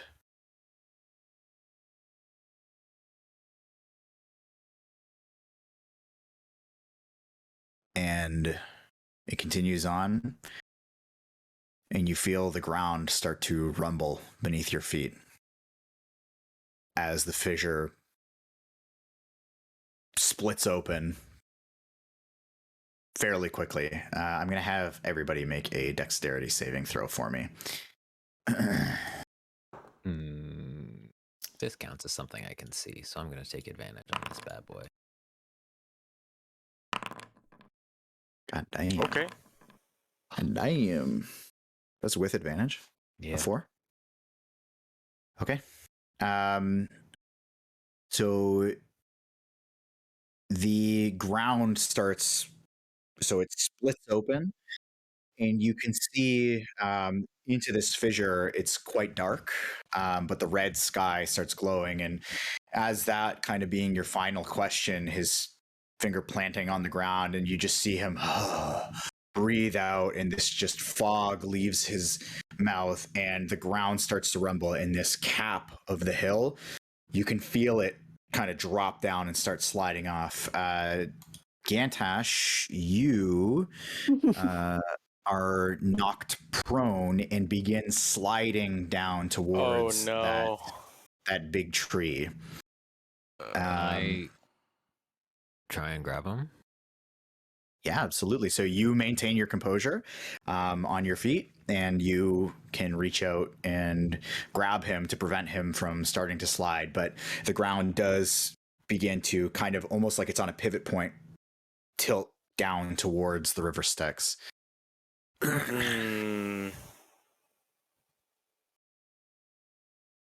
Gantash is right here. Gantash, sorry, let me position you guys actually. So, and actually, sorry, Silas, if you're on the other side of that fissure, No, I he was was here. memeing. He was You were memeing. there, He was okay. memeing. I was like, I'm gonna go over here then. where is Buru in this? I'm right Oh, there. there he is. Sorry, I had an invisible token on top of you.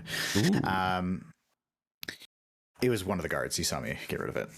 Okay, so yeah, Yoll, everybody else is maintaining their composure.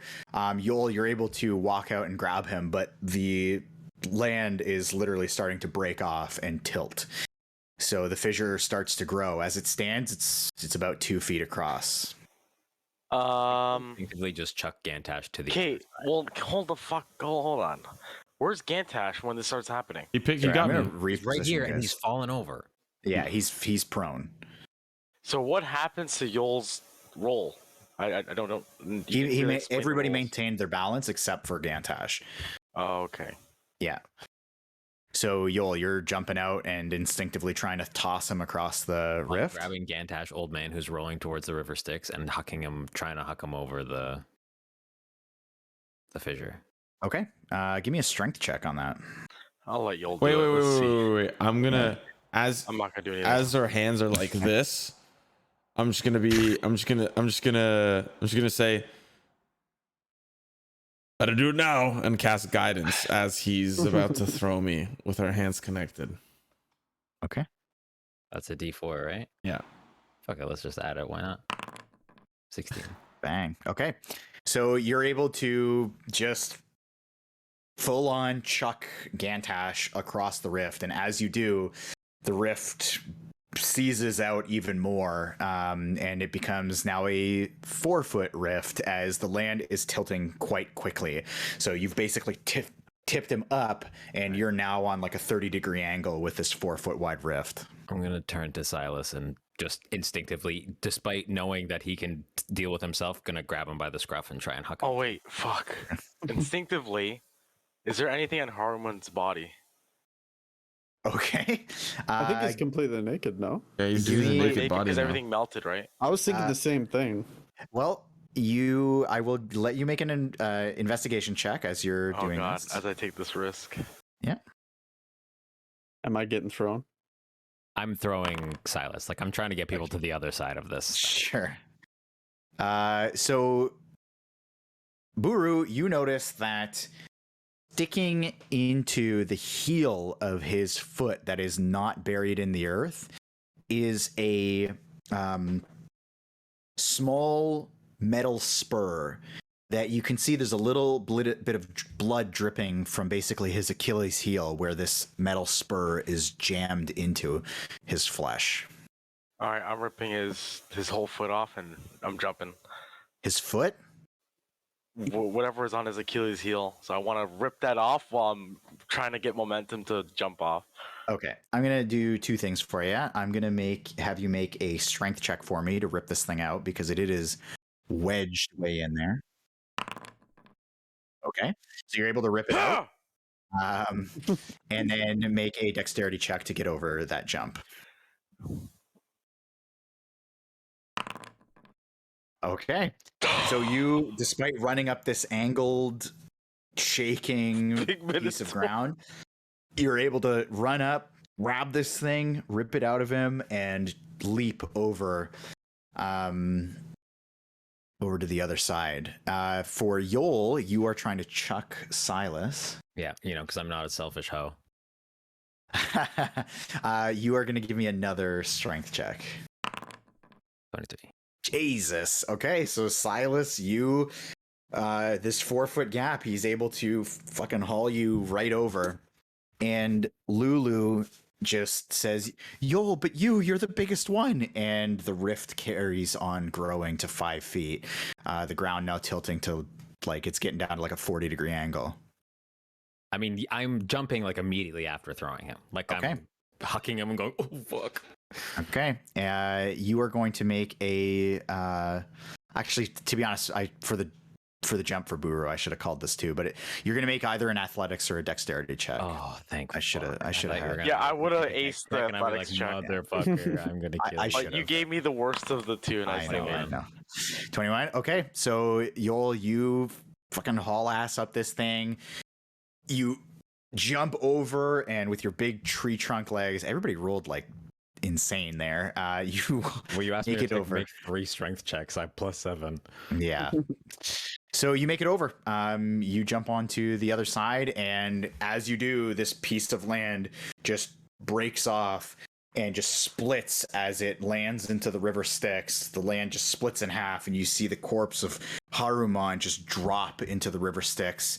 The 2 pieces of land fade off, and if you look down, you can see that the land was actually like a hollow shell. Over top of what you can now see is a horrific scene, essentially a mass grave where a hill was built on top, and just mangled body pieces and bits of armor and weaponry twisted up. Yeah, just twisted up, mangled underneath this hill.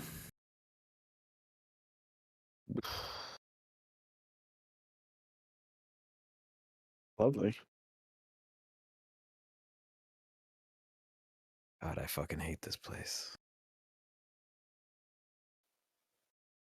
I assume Lulu is fine because she has wings. She's floating in the air. She just like, vibing. yeah, when she said that to you, she was like floating just like beside your head. Watching everything fall. I wasn't overly fussed about Lulu, but you did leave it to Phrank to be like, and actually Lulu forgets how to fly and then dies.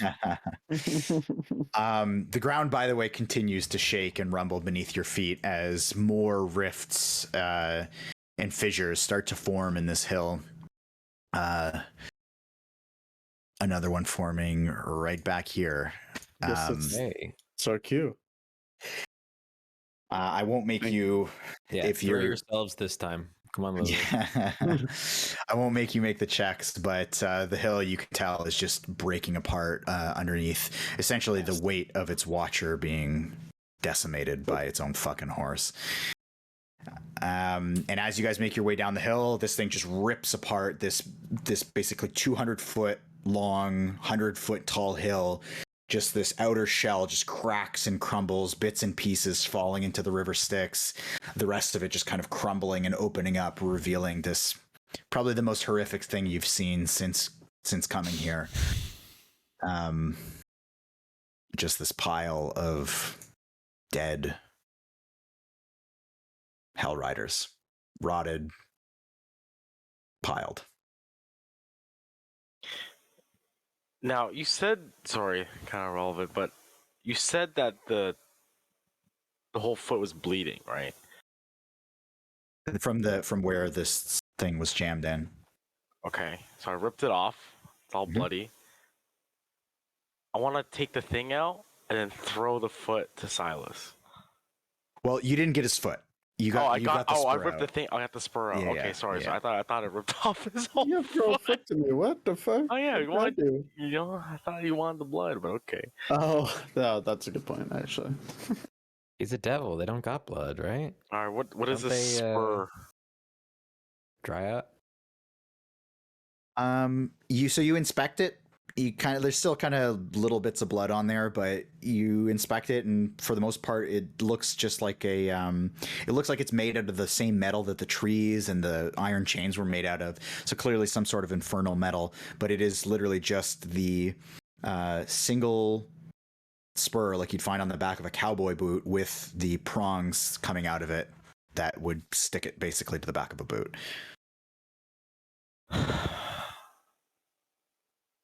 Okay, I guess. And I have no idea what this is for.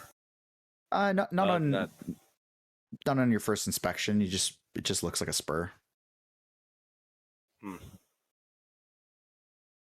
right, I guess I'll just put it away. Well, where are we off to now?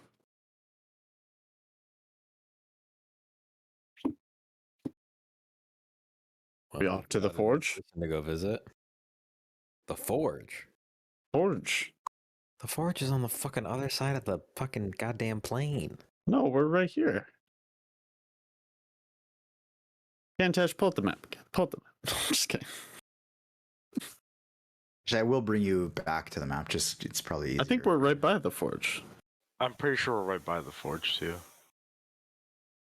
Are we? Yeah, we're gonna drive. No, I'm doing the Sea of Thieves map thing.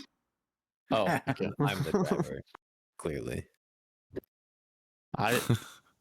I vote we go to the Fuck, forge. I forgot where the forge is, to be honest. Yeah, I don't. It's right here. It's the volcano. It's the volcano. The volcano is the forge. Oh, They yeah. just said the volcano is where a pit fiend was hanging out. Yeah, and that is Yeah, he's- also. He's friendly. He's friendly. Remember the other pit fiend we're currently dealing with? I'm gonna. He a I have a bitch. response, but I'm gonna wait for Lemon to get back because he's the one that's nominating to go to the forge. The forgy. Ooh, maybe shrink down those tokens. Oh yeah, I am, Piffy I am. named Bell Forge. Oh fuck, I forget which one. I was in the Tormentor, right? With Gantash? Not Yeah. I was in the littlest one.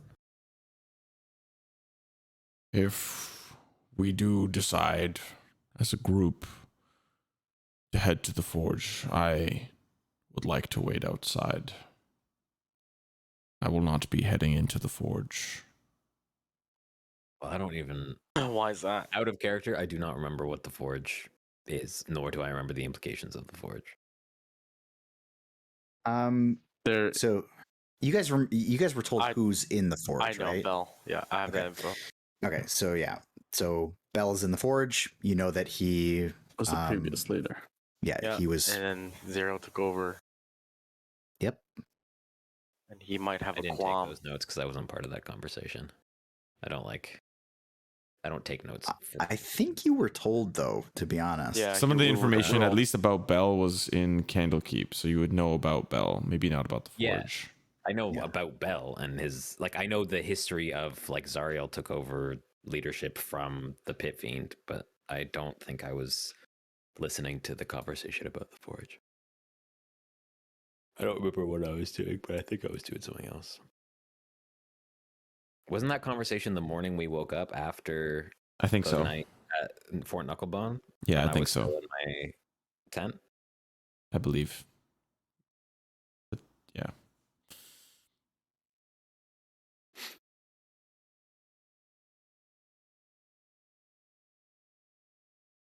I mean, I feel like we might be able to get some information and maybe something out of it.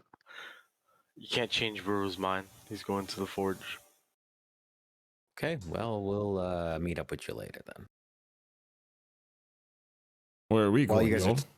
While you guys are talking, Oh. by the way, Lulu is just hovering over, from a distance, just hovering in the air, probably 20 feet, just staring at the pile of corpses, just taking it in. Somebody grab her. You should probably come over here if there's some bees looking for her. Yeah, some angel. What are they called? Angel eaters? Yeah, we're gonna gobble up Lulu. Yeah, come here, pal. Okay, well, what other option is there?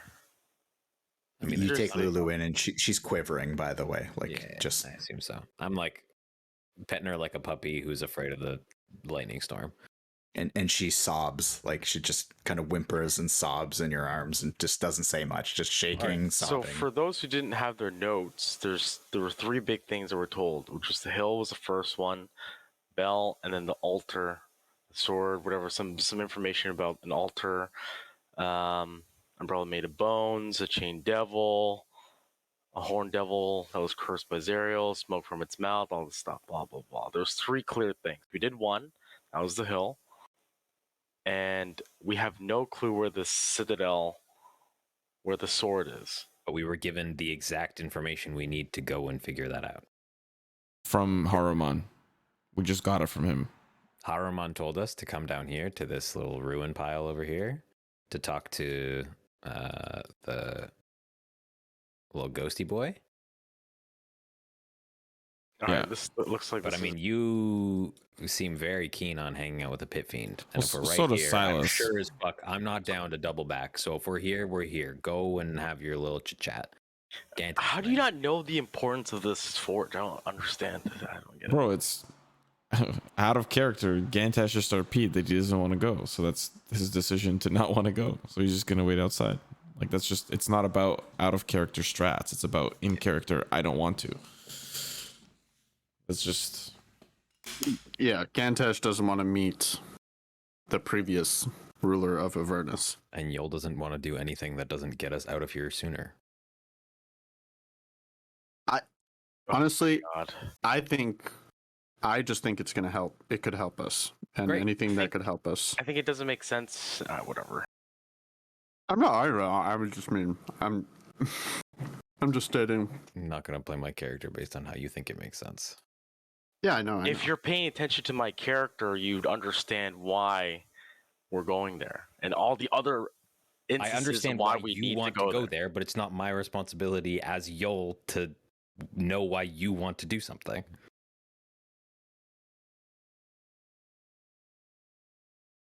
Sure. Have you guys talked about? I mean, I'm jumping in as like DM guy here, but have you guys talked about what, like, Buru? We did. Okay. We 100% did. That's why I don't understand what the fuck. they don't About know. why you want to go? Yeah, we literally said, "Oh shit, Bell has like an issue or whatever. Was the previous leader, blah blah." And Mad Maggie, I guess, told us this stuff, and it increases our chances of defeating Zariel. And also, I don't understand. Whatever.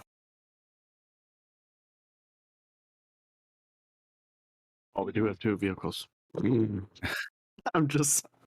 If they're not going to go in, we might as well agreed split to up. go to the forge. I don't understand what the problem is. All right, new rule: everybody's in character for the next 30 minutes. Only in character.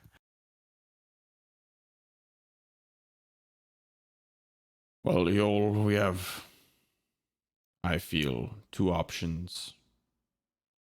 We can wait outside of the forge while they conduct their dealings, or we can scout ahead to Olanthius, assuming it's a safe path.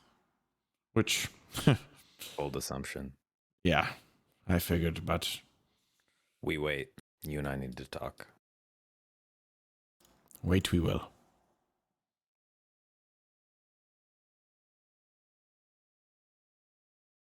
Buru?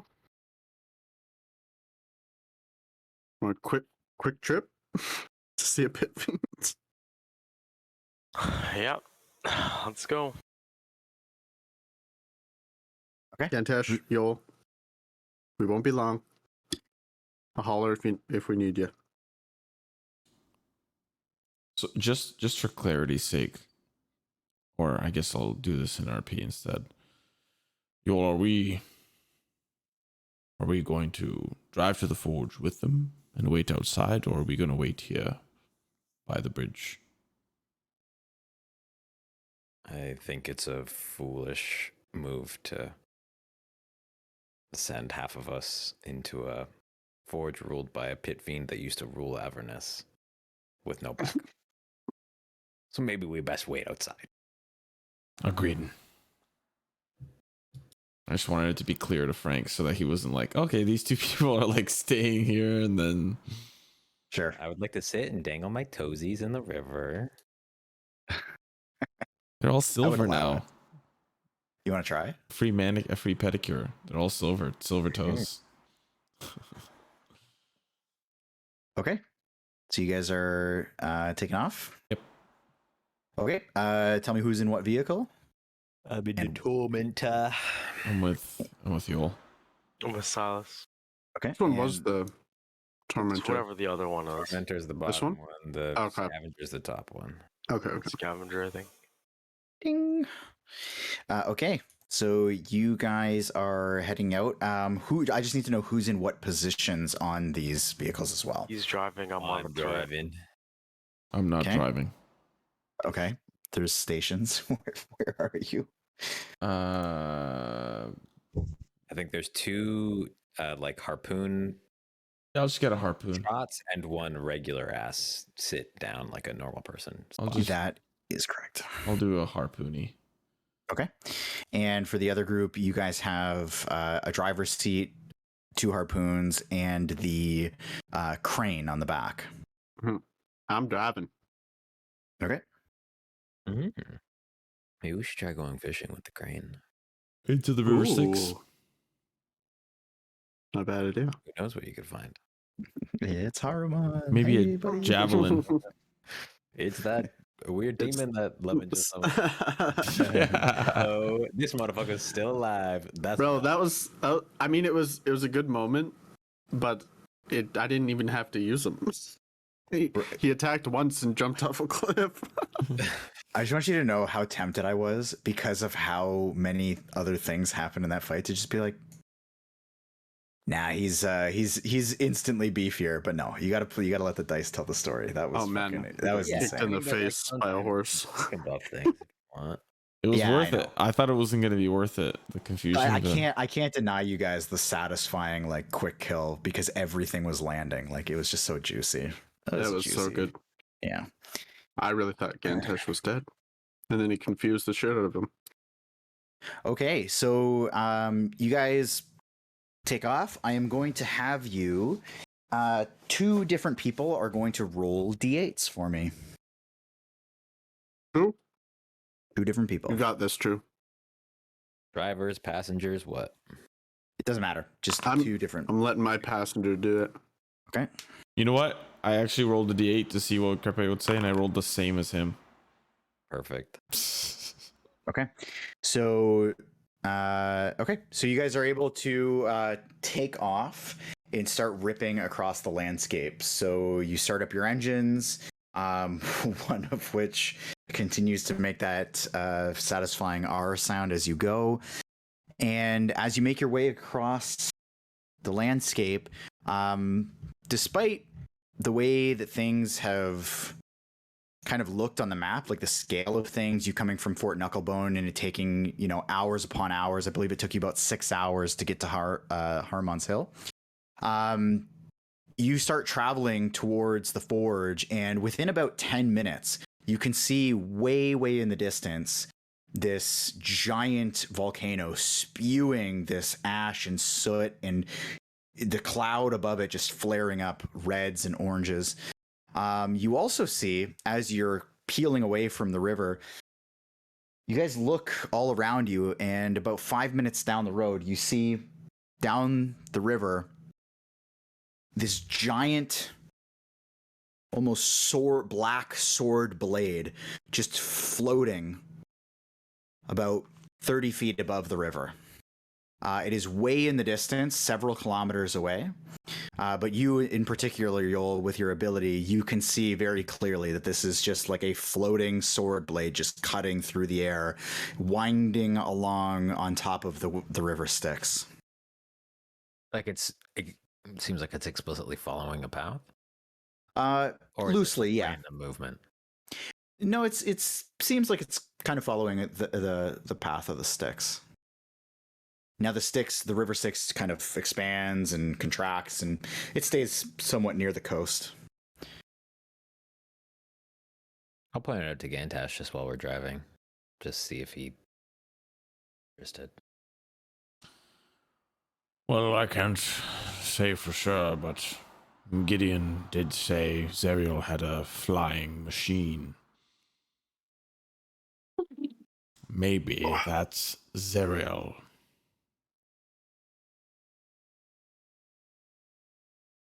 Or somebody said there was some sort of flying sword. There was like a flying fortress of some sort. That could be Zariel.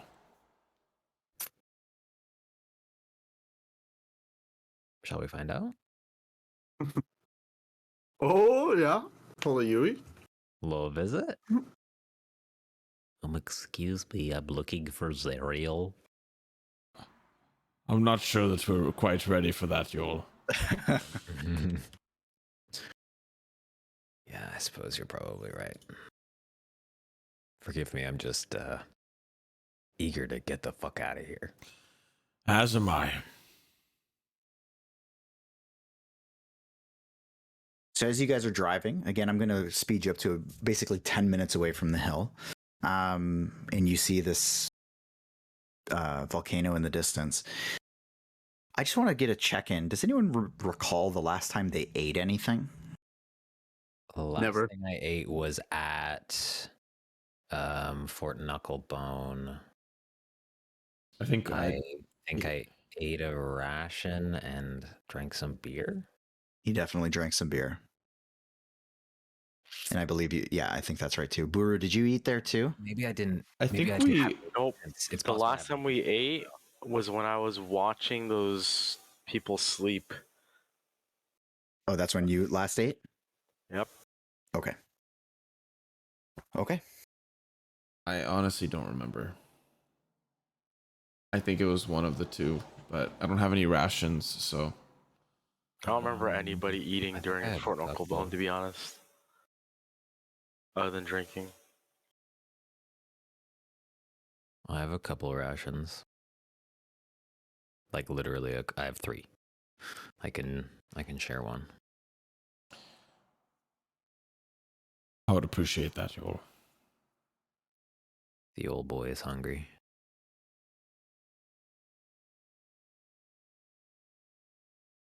We'll bung it in our passenger seat, and you can just nibble as you please.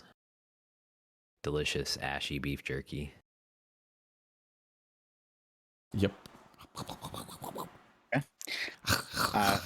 So you guys eat up as you're driving along, and yeah, the food just in your mouth, good texture, just tastes like soot, leaves a terrible aftertaste in your mouth. Just absolutely tastes atrocious. Buru, as you're driving along, I'm just bringing this up because I wanted to check where you guys are at.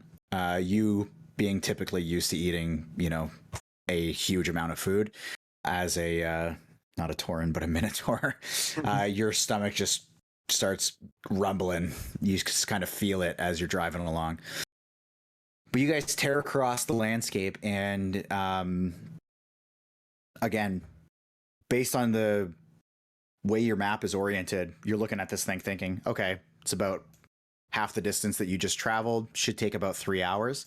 10 minutes in, you see this volcano, and then within 20 minutes, you see this thing has basically gotten way closer than you would otherwise anticipate in a super quick period of time. And you start making your way up. You're now within about, I'll call it 750 meters of the base of this just billowing forge.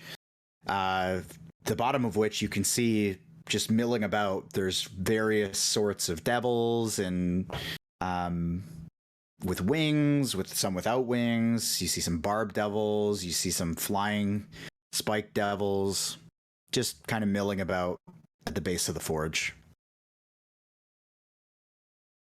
Base of the volcano, or like we can see the forge? Sorry, the base of the volcano. I'm gonna probably twist those words up because it's on my screen now. And do we see any like entrance inside, or is there like any, do I see the pit fiend in question? Give me a perception check. Perception.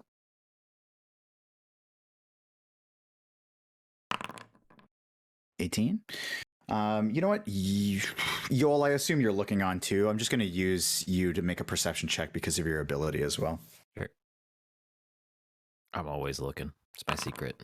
Oh, secret. So- Gantash, didn't you have like always perception or something? He has Or- high passive perception. Oh, it's just passive perception. Oh, okay. Yeah, so Silas, you get a pretty good view of a couple of devils seeming to like in a pattern, like walk around this one mound at the base of the volcano. And they seem to kind of just walk and disappear. Yoll, you can see very clearly that around that same spot, you don't know that Silas is looking necessarily, but you can actually see like an archway carved in to the base of the volcano where a couple of devils walk into. These devils look like they're just chilling, or are they like proper guards? To be honest, they look a little bit laid back, but they do look like they're working. Like some of them are carrying things. So it's like an ant colony. Not a bad comparison. It's kind of sick. Okay. I'm keen to pull up relatively close. You're gonna get way up there? Yeah, Oh, I mean, like just go towards 100 the feet? gate. Yeah, around 100 feet. Okay. So, okay, and you're just ripping up there. Your machine's still revving full blast. I mean, we're here. We're gonna make a fucking stink while we're here or not. So might as well Yeah. announce our presence with authority. So you make your way up. You come flying in with your machines, and when you make your way within about a half a kilometer, you can see that a few of these devils have started to take notice of you and started to pile around the front entrance of, well, what you can now see as an entryway into the heart of this volcano. Can I minor retcon something? Sure. While we're driving, while Gantash and I are driving, Gantash, will you teach me infernal? I don't, it's like Duolingo, how much can you really get done in 30 minutes, I'm not saying teach me the entire language in the 30 minutes between the hill and the forge. I'm saying just like as we are driving, being like, and this is how you say apple. Sure, I'll do like a little, yeah.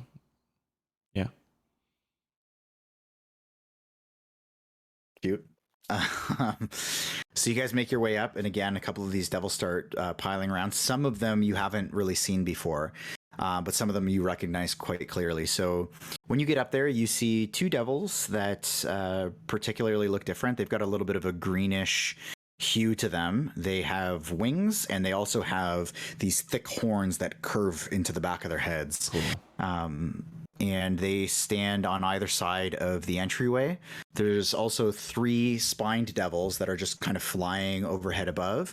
And there are some bearded devils that are they just seem to carry on with their business. Like they take interest in what you're doing, but then they just walk down the pathway hauling some sort of like material that you can't really discern. Are these vehicles open? Like, do they have like roofs and fucking windshields and shit? Like, from We have the to get out, I think. outside, can you see who is inside? You have, if I'm not mistaken, 3/4 cover. Okay. So, short answer is yes, they can see who's inside. I think the harpoon said half cover. We're 100 feet away, too. Harpoon said Yeah. half cover. Yeah, harpoon's half cover, but the driver's seat I think is 3/4. So you've got pretty good coverage. Like they could probably make out a bit of you if you were close enough. My question effectively is, are they able to, with their eyeballs, identify that we are not devils? And it seems like the answer is yes. I would say if you got within 100 feet, yeah, they would be able to see. And you don't have to pull all the way up knowing this now, but yeah, you could. Doesn't change anything that I was doing. It was just Okay. Yeah. thing. I'd still like Like, to was pull up 100 effectively feet. like, is this a convert? Like, I know we got them reinforced with armor and shit, but like, is this like a convertible situation? Are we sunroof? Are we think Mad Max? are we like a Jeep with no walls for some reason? That's actually a pretty good comparison. That's Deeply pretty good. impractical, very unsafe. Well, Mad Max. So Avernus, Don't even have seatbelts. Well, Krepe, do you want to do something first, or I was? Nope. You don't? Was just asking questions. Okay. I want to. I'm just going to turn to Buru and be like, well, Let's see if they're friendly. How close do we park to? Are we like beside each other? Can I talk to them? Gantash and Yoll? Next to each other. My Okay. plan was literally to park the car and like sit on the windshield like I'm in Greece. Okay. And I'll pull up next to you and I'll say that to Buru. It's time to see if they're Oh friendly. shit, the icons. I was zoning out. And I'll get out of my car and sit on top of it as well. They're big. Oh, what the fuck happened to my camera? And You're a devil now. I'm gonna yell to those two in infernal and say, "I've come to talk to Bell." While he's doing that, I want to whisper, or actually want to talk to my shield. You know why we're here. So let these devils know why we're here. Surprised you made it. Your freedom is my freedom. That's right. But I'm here now. If it gets spicy, maybe I'll chime in. Let's see what your friend is capable of. A lot.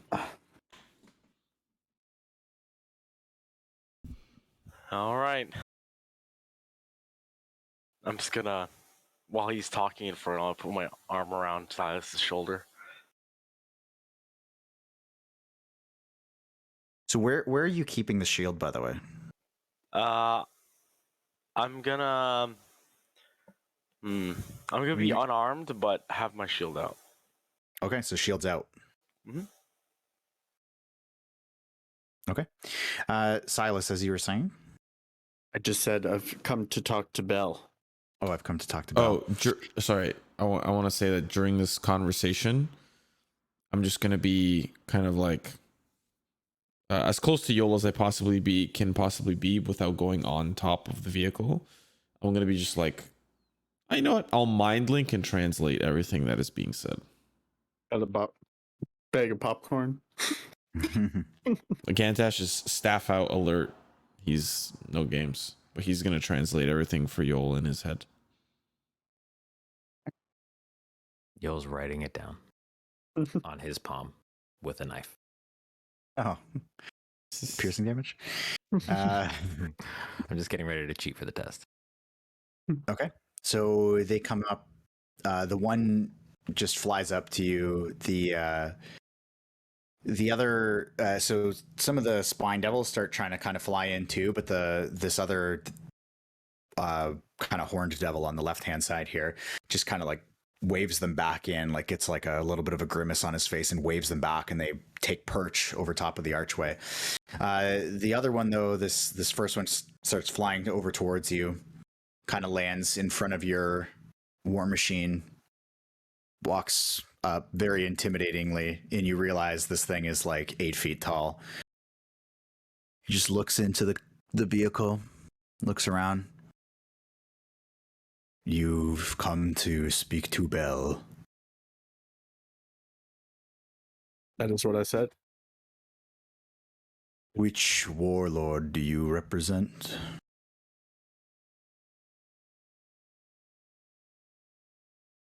I don't represent any. These were a gift. And I'll pat the scavenger on the head. Or not the scavenger, the other one. No, you're in the scavenger. Oh, okay, the scavenger on the head. Yeah. And I'm gonna say we're acquainted with Mad Baggy. In common. Oh yeah, you don't. Yeah, they're speaking infernal. Oh Buru. fuck. Well, It's all good. I'll take a wreck on that. Yeah.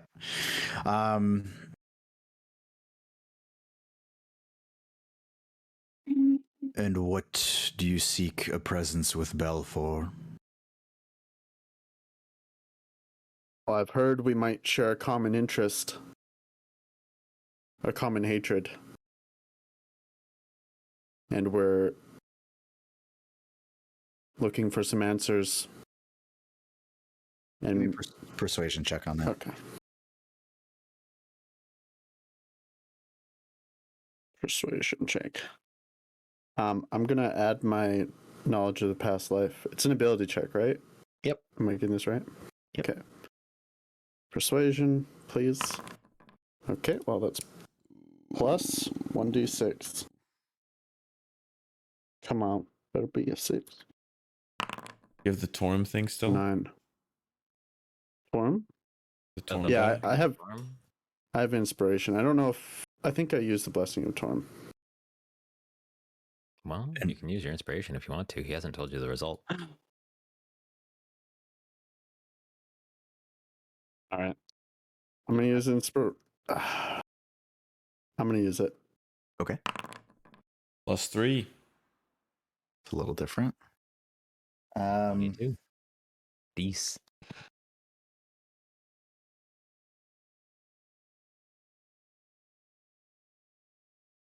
That's fine then. Out of my own curiosity, who is this shared hatred towards?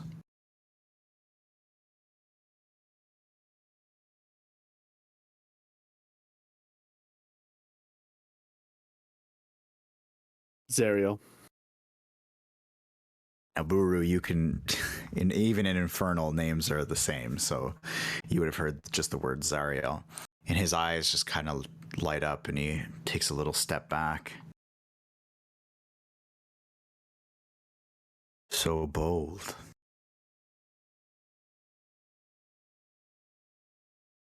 You're quite lucky that I have one allegiance. Very lucky.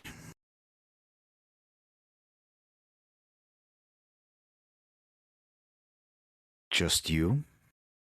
Or are your friends coming in? Just this guy, and I'll pat Buru on the back. He doesn't speak Inferno though. I want to smile and then move the shield in a way that it glistens into his eye, like when you move a watch around. I just move the shield.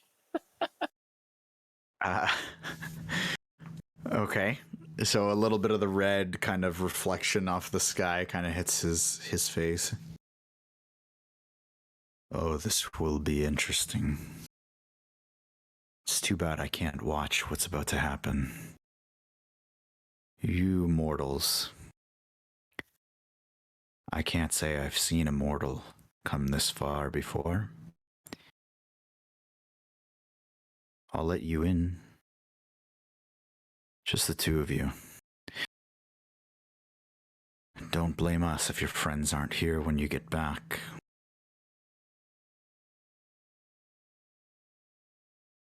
And he just kind of coolly and calmly walks up to your machine and just wraps his hand around the cage that, is surrounding your seat and just opens it up. Wait, what? He's getting inside the car? No, he's opening it for you to get out. Oh, I was on top of it. Oh, you got on top. Okay. Yeah. Well, I thought he was about to steal my vehicle. no, then he Grand Theft Auto. Yeah, I'm just then picturing he walks it. up and puts his hand Closes the behind your back and ushers you forward. Just before we start going, I'll just say there better not be any harm to these two. Intentional harm. And he pauses his walking. Hold on. How close are we parked? Are we just side by side with them, kind of? Sure. I assumed as much. I'll just pipe up in infernal. Yeah. No harm.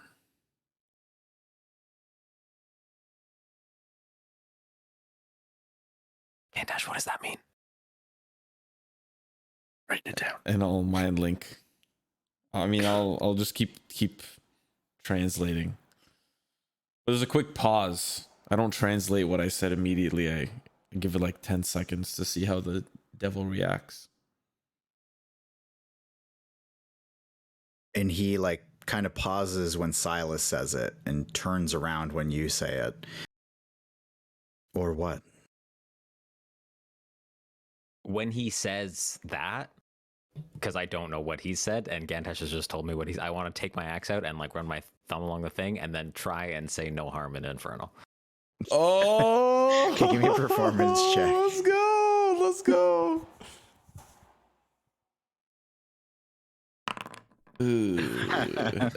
Howdy. And the devil just he like lets go of Silas and he just goes, have you any idea what you've driven yourselves into? I'm not here to meet Bell. Well, I've been moving up down here, and I'll see to it that if you speak out of turn or out of line, you'll be bowing to me before your friends if they leave that chamber. You'll be bowing to me, and you'll be bowing for a long time, if not chained up, wherever I please. We didn't come here to disrespect anyone. We just came here for answers. Then we'll do harm as we please. I'm just gonna stare him down. No response. If I'm being respectful, why are you gonna harm? I'm Bro? just gonna stare him down. Just eyes locked. No response. Do I pick up on Gantash's vibe? Because obviously I don't know what's going on. I mean, yeah, you like you gonna catch it take- in the I tone. have My a hand dagger kind of in like my- clenches a little bit tighter on the staff, and I'm just. I have a chef's knife in my cook's utensils. I want to take it out and start like throwing it around and like catching it and like doing weird shit.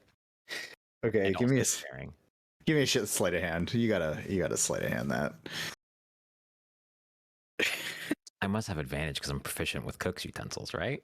Well, you get proficiency. I'll give you proficiency on top. Okay. What's my proficiency bonus? 3. 3. That feels fair. That feels very fair. Oh, fucking go. let's go. So you do the craziest shit. Like you don't even know. Like it feels like it's just gonna fall out of your hands. You start getting into the zone, but you just catch it and you're whipping it around. Everybody's kind of impressed. CS:GO butterfly knife, you know, it's just Yeah, but with a literal actual cleaver. yeah. CS:GO cleaver knife. And Gantash, you're gonna give me an intimidation check here, buddy. Who? You. You, sir? Can I use my knife thing as helping him? Oh, it's a nat 1. The dice tell the story, bro. So he walks away. I'm not really from... trying to intimidate, but it's fine. We'll just. Okay. Well, you're staring him down. Yeah. Well, no, I'm just Uh, saying I'm not responding. I'm just gonna stare at him. I mean, if that's intimidation, that's intimidation. But I'll So take the nat 1. He walks away from Silas, just kind of leaving him up a few feet away from the car. And he just leans his head forward, and his head is like at least 3 times the size of yours. You add the horns, and it's just this intimidating mass in front of you. And he just speaks directly into your face, and you can smell like ash, and like his breath is very hot. And he says, you might not know, or you might know my language, but I can tell that you haven't been down here very long. And I can smell that you haven't signed a deal either. I'll be sure to change that, given enough time. I can break you by myself.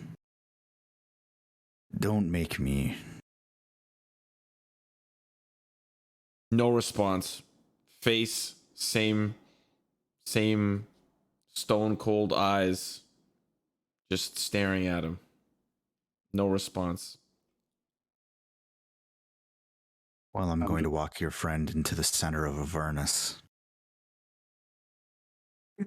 Then I'll be back. No response. just staring at him. And he goes back to ushering Silas And Buru. and Buru.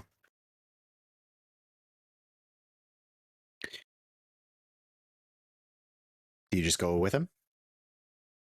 Oh boy. Yeah, I guess so. Okay. As we're like walking away, I just want to turn towards Gantash's direction and do this. 70 feet max. I don't think I'm that far away. As we're turning to walk away. Yeah. You can choose not to do it. And you just hear.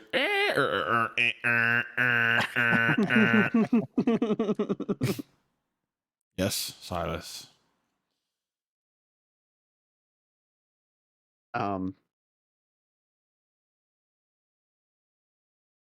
If we're not out, relatively soon,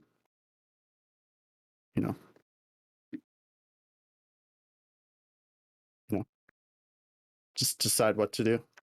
I would leave. Oh my I dare you to come up with a more vague sentence.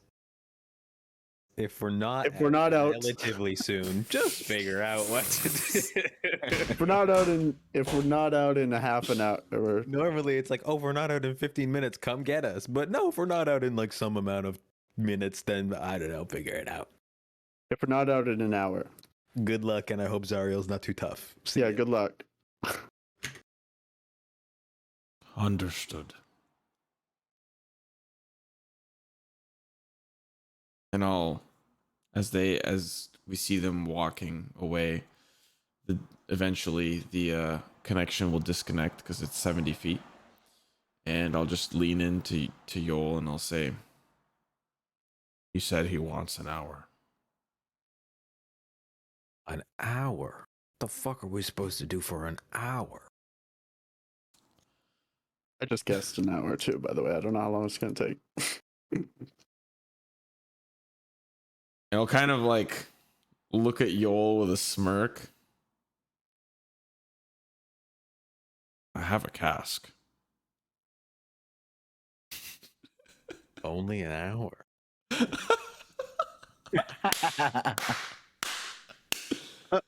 You know what they say, Yoll? When in hell.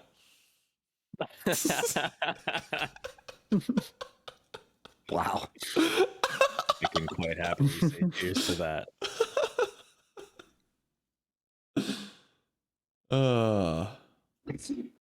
Okay. So you guys are going in? Yep. Okay.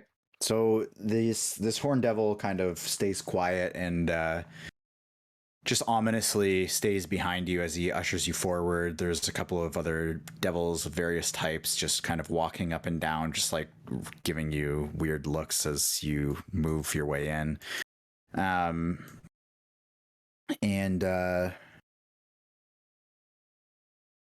He just kind of pushes you forward, and as you make your way in deeper into this tunnel, and it is just a straight shot tunnel, you can see it branches off into different caverns and different rooms.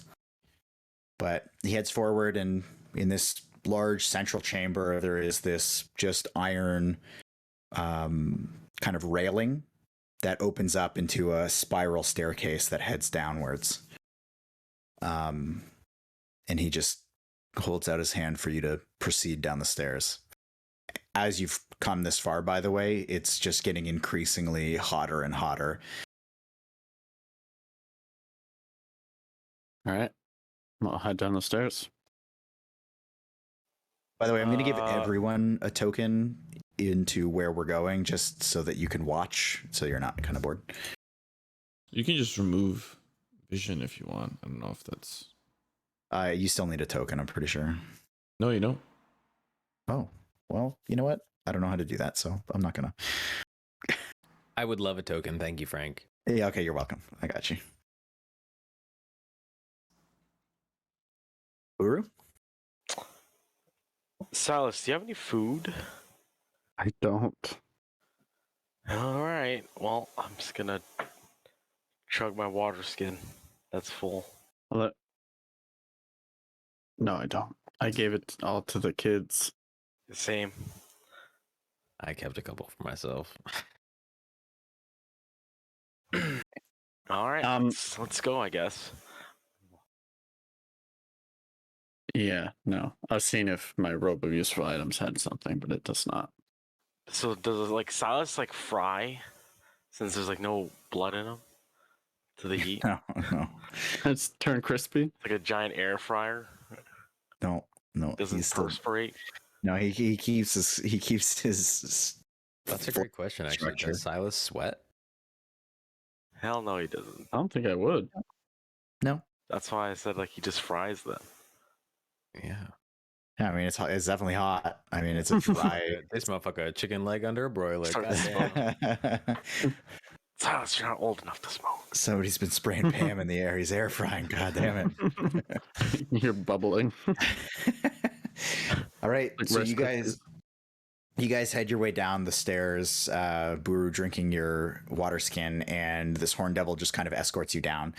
And it is a fairly long staircase. It feels like it could go on forever, and it is just pure solid wrought iron, black iron that is dug straight down into this straight shot down.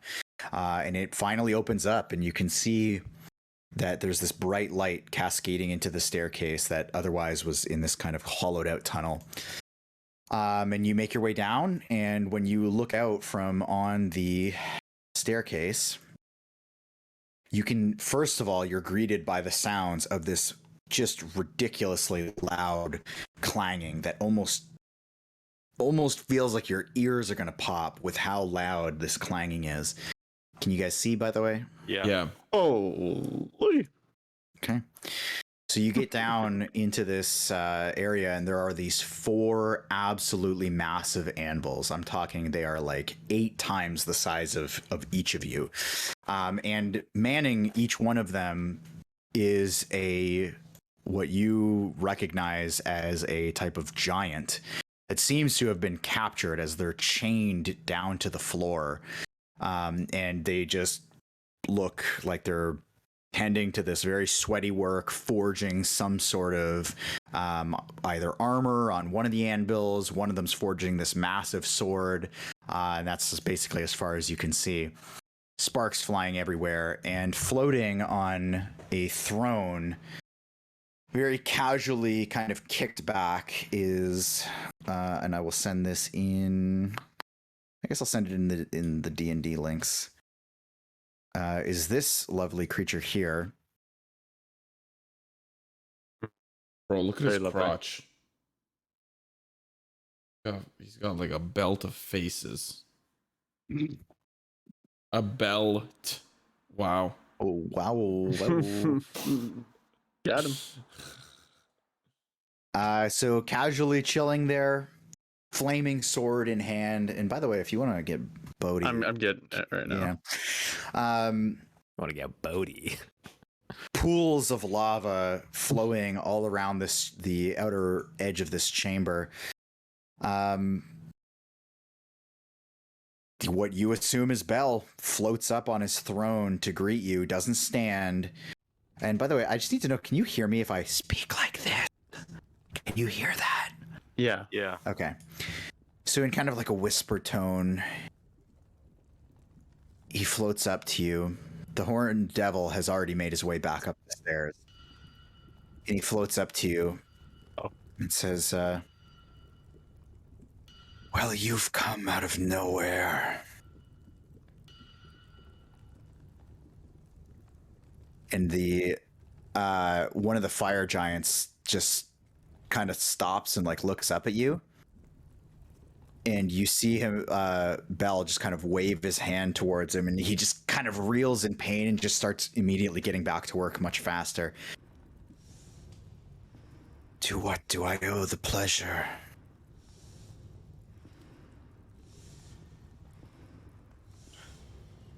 I can Is he understand speaking him. in common? Yeah. He is, actually.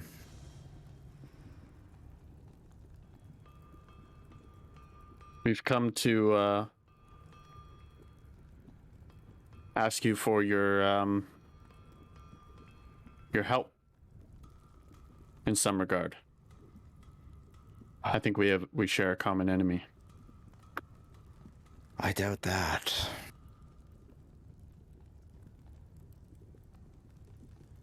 Be quick. I don't like wasting my time on Are you happy mortals. where you are, Bell? In this forge. Your new post. After Zariel has taken over.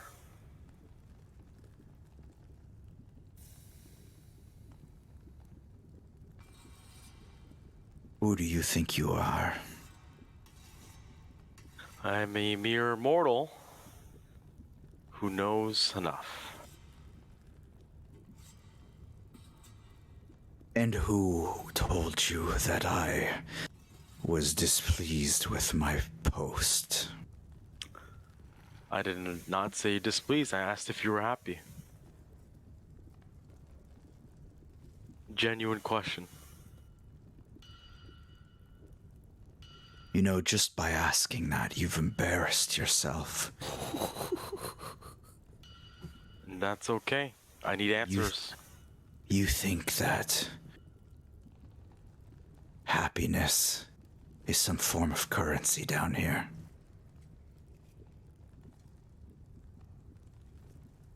Alright, Bell. Do you want to sit in that chair for however long you want to? Or until you're told to do something? Or would you rather be ruling Avernus right now? Give me a persuasion check. I'm gonna give you advantage on this one. Couldn't need it. I'm a little hot.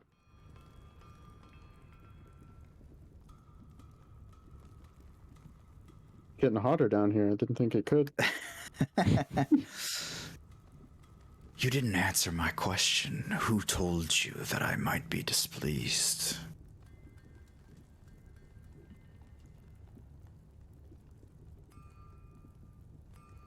It was Mad Maggie, wasn't it?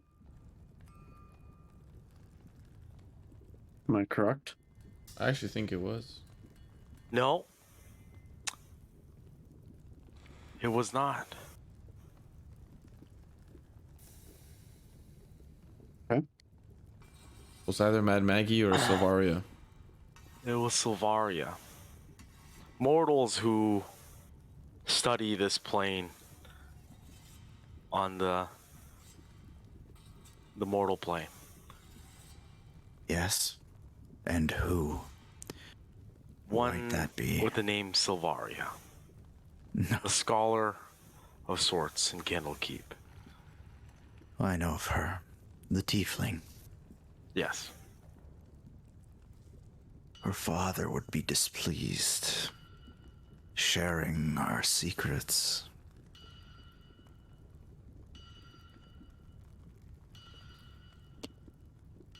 Well, you're not dead yet. And what is it that you have to offer?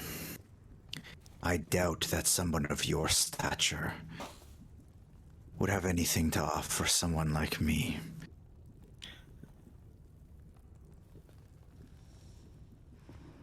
We're on a mission to get rid of Zariel. So while Silas is talking, I want to talk to my shield. Well, here's your moment. He somewhat confirms the knowledge of how I've been getting throughout this journey. He's not happy where he is. Zariel replaces him. But is he fond of you, Gargoth? It's been many years since we've interacted. But I can smell my freedom. It's in that lava. This is a different smell. I'm close. Get him to put me in there. He has to, or can I just run over there and throw you in? Either way, but he will kill you if you take a step in a direction he doesn't want you to. That's very true. So if I mention your name, is he gonna be... How do you think he'll react? Just go back to talking to him. He's trying to listen.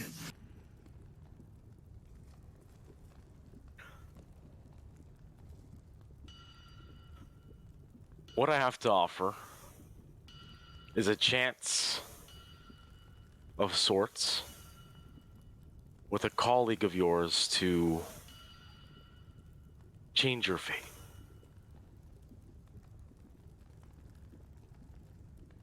Go on. And I won't stall, but does the name Gargoth ring a bell to you? Shit.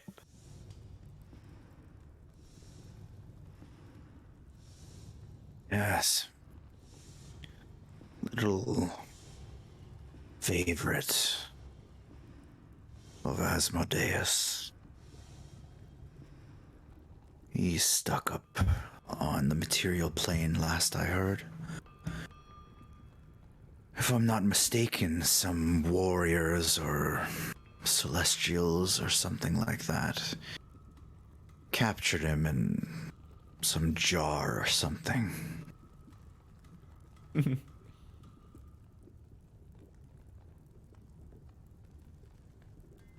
what would you say to Gargoth if he was in front of you right now? Are you going to get to the point where this helps me?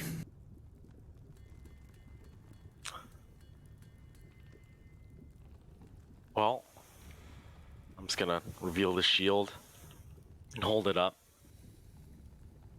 You're correct on the Celestials or the warriors who sealed away Gargoth into the shield of the Hidden Lord. And that is why I'm here. To free Gargoth. That is straight to the point.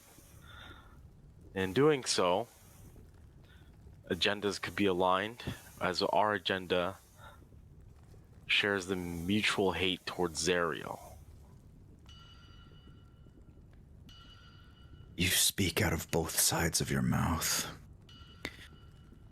You said you were here to help me. And in doing so, this would help your chances to whatever fantasies you have while sleeping and sitting here.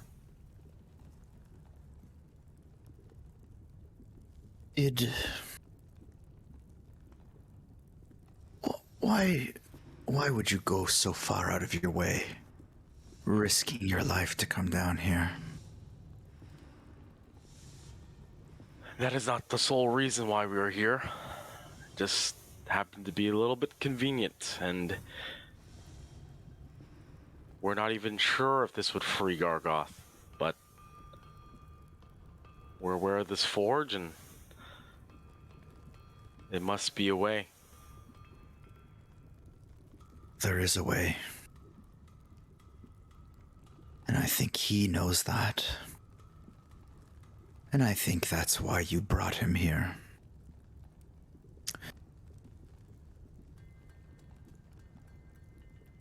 So, you're right. More right than you know that it's not the sole reason that you've come here. Tell me more about this hatred of Zariel that you have. What has she done to get on your nerves? She make you sign a deal? She kill your family? She's killed countless innocent people, taking Elturel down to Avernus and plans to take Baldur's Gate down, as well as that was stopped by us. As I am immortal, I am here to do good, but understanding the blood war between demons and devils, I would side with the devils. But when it comes to Zariel, there are things that cannot be forgiven that she's done so far. That has affected my brothers and my family itself. Mass orphans, people displaced. It will only continue if she's not stopped. There must be a balance of some sort. And that's something that could be talked upon, not just by myself, but it's an idea.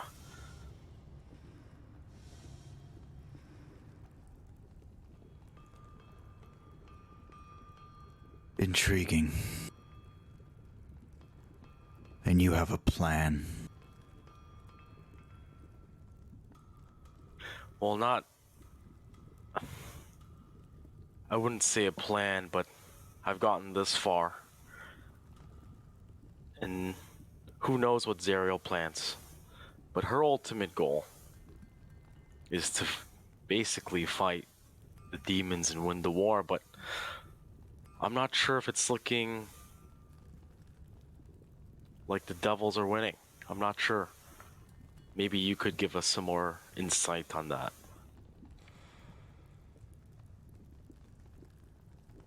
Well, this forge fuels the weaponry, and I don't see why we would fail. They're fighting on our turf, and we haven't lost many. Why aren't you fighting on their turf? Is it that you want Zariel to fail so you could rise up again? That's not my decision to make. I just make the weapons. And you're okay with serving Zariel when she calls upon you? And he slides his chair in. Oh shit.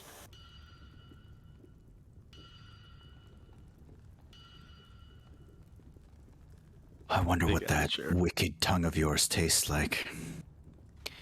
It's been twisted, but I don't know if you ever had cow tongue before. It's a little chewy. And he kind of lets out a little chuckle. So bold. Perhaps bold enough to take on a little task. If I'm being totally upfront with you, which I have no reason to be,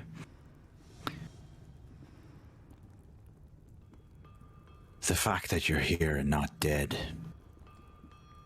is maybe saying something. I have a job for you when you walk out of here, and I'll see to it that you do. Not many mortals have. In fact, maybe only one. In the thousands of years that this forge has fired. Let's talk about that shield. I'll take it. And I'll keep it here. Don't think I'm so stupid that I don't know. He's got you to sign something. I may not know the details, but you wouldn't be here if he didn't force you to do it. Am I right? I mean, it's true, but there's a benefit to freeing him that will help with my cause. And what's that? No games.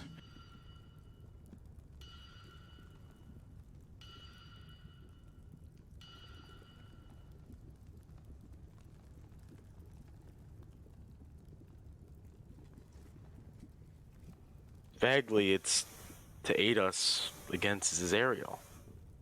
Whether it's power or of some sort, but yes, I've been cursed with him ever since I found him in Baldur's Gate. And he's protected me and wounded and inflicted, but here we are. I did sign a contract. I'll be transparent with you.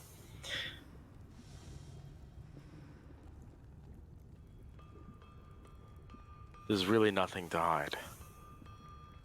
You could just kill me right now. I could. But the plans to put forth or to set in motion about Zariel would never happen. The mortals I know, just as you said, Silvaria knows secrets. She told me. So, the mortals I know and the plans that we could make would just end here if you killed me. And your chances of that would be no more. And you would continue to sit back there while my corpse would lay to rot. Maybe you make me fight some demons, but that would be it. No chance.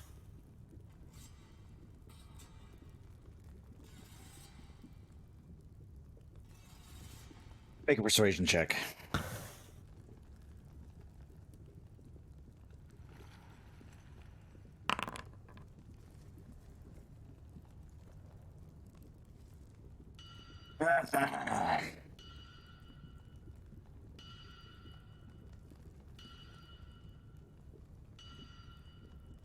Such a bold creature.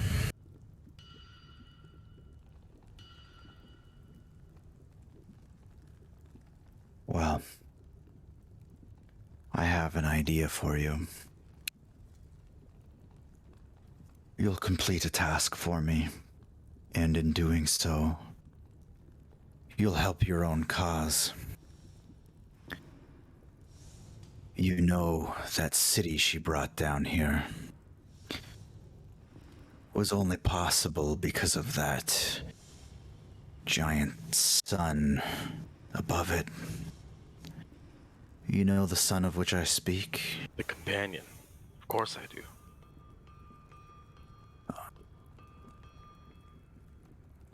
I'm gonna have you get the keys to the companion.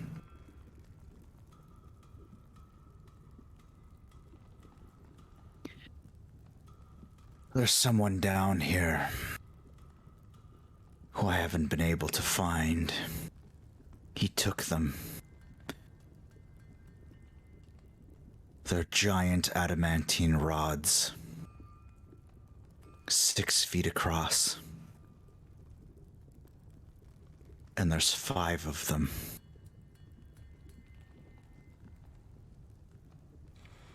If you can bring those back to me, I'll free your Gargoth. And if you don't, well, it's no skin off my back. The only reason I'm even letting you attempt this is because you made your way here in the first place. How's a mortal like me going to move giant adamantine rods? I can't even say that right. That are 6 feet across each? They'll fit on your car.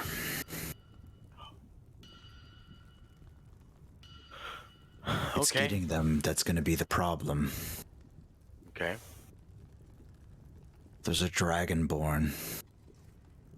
He floats around. You'll find him eventually. What's his name? Oh my god. It's Archon.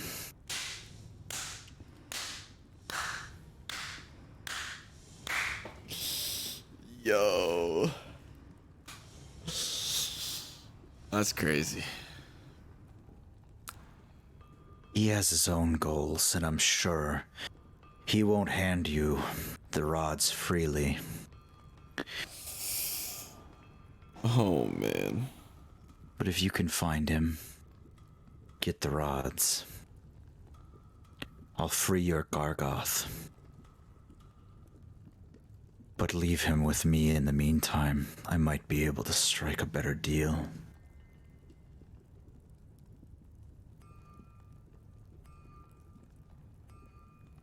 I won't make you sign anything, because I'm fairly certain you're going to die in this endeavor. Would you like to make a bet?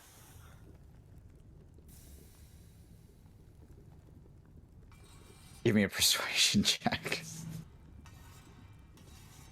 Bro, Archon, so sick. You gotta beat an 18. Fuck. No. That would've in been so fact, I sick. don't.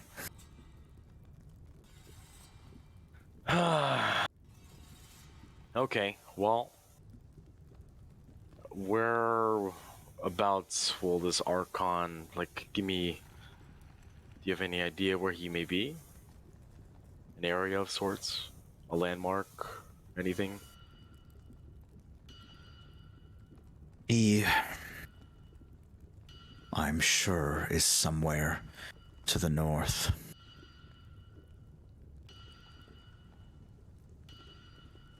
The north of this forge of yours?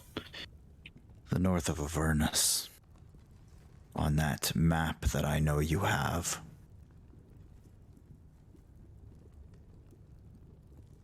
In some distant corner somewhere. Where prying eyes are least to see. And where Tiamat has buried herself.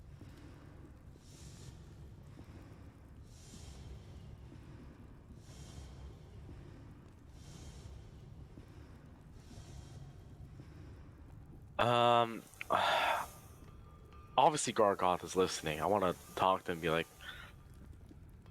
he's obviously choosing or setting the circumstances here. Are you okay with this? Are you okay with being left here by another pit fiend who could potentially harm you? He does want to strike a deal. Buru, he can hear us now. Well, it's a valid question. He should know that your freedom is my freedom, so if I can't reach you, I'm literally dead. So there's a risk for me to leave you here, and I just want to know if I have to bargain with them or something. Just don't make this harder. It doesn't need to be harder. I've got here all this way. You at least need to understand that. He's going to let you choose to take me or leave me. He doesn't care. But if he leaves me, if you leave me here, things are not going to go as well as I had hoped. So be it. He'll hold it over my head that my freedom is in his hands. I wish you had just thrown me in that fucking lava.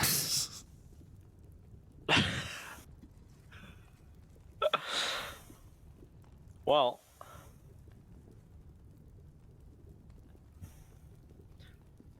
damn, he's fucking listening, dude. Shit.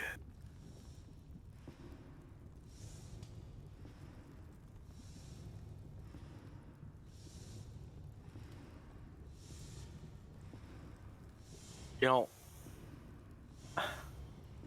who would win an arm wrestle? Gargoth, you or Bell?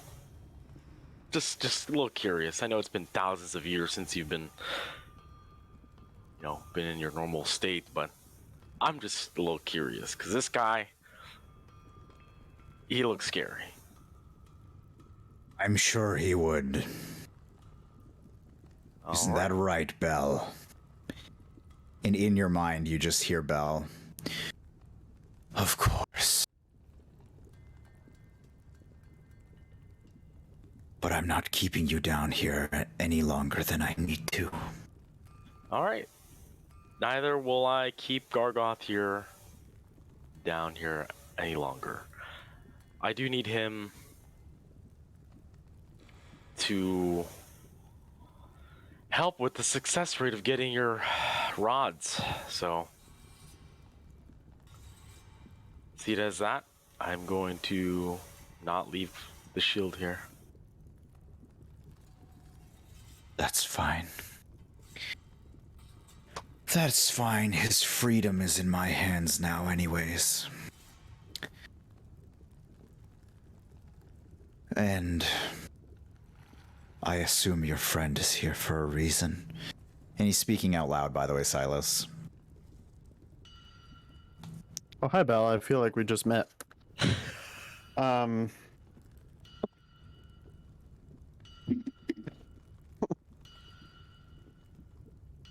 was wondering if we do this task for you. Is that all you want in return? Is us to do this task? And you'll, give us information, which you already did? I'm just recapping. Sounds about right. And since we're in this forge now, and since we traveled all this way, I was wondering if a part of that deal, maybe we could include a crafted item that you could make from these, and I'll pull out the dragon scales. Oh, how interesting. I can't say I've seen fresh scales in a while. I'll make it for you. But you're gonna sign off. And he just whips out, just from his empty hand, he just whips out Another contract. basically like a peeled flesh off of some sort of furry animal. And I'm just gonna sigh and say out loud, another contract. Huh. And Yes. I'm just gonna raise my hand and be like, yeah, what's one more contract, right?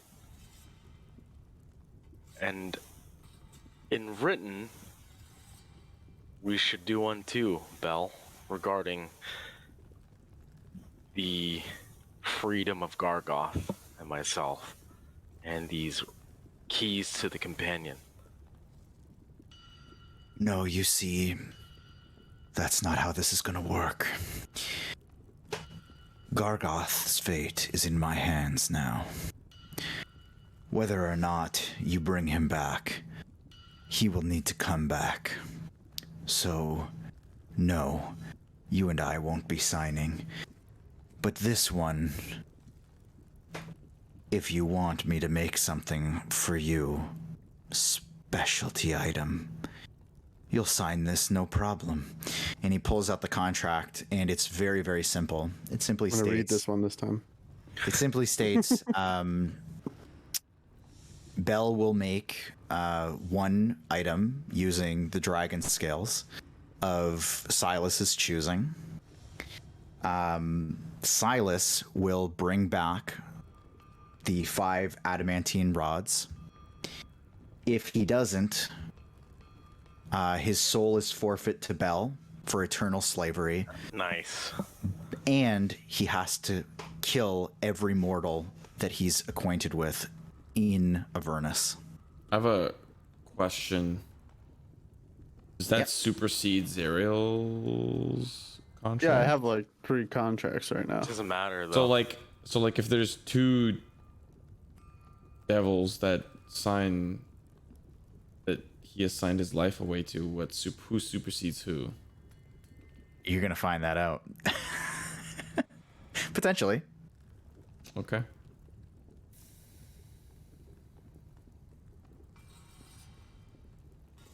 Oh, I remember what Gargoth offered to me. I never wrote it down. And if you're having a hard time reading this, this means you kill all your friends and all your family If I in don't. that city and all your companions. And then if your I don't soul is return mine. these. Correct. Can't do it if he's dead. I'm just gonna bump him. Just gonna Well, but ask. Yeah.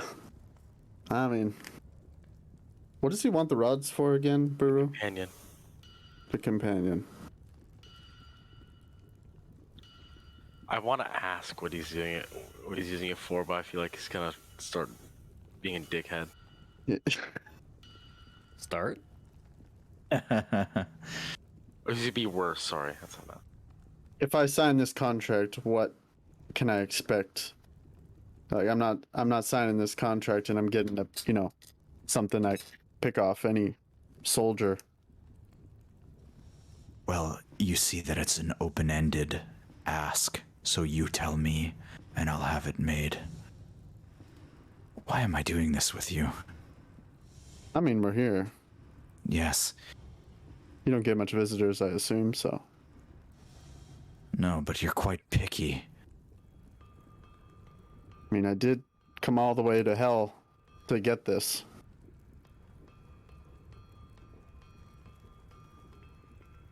So what do you want?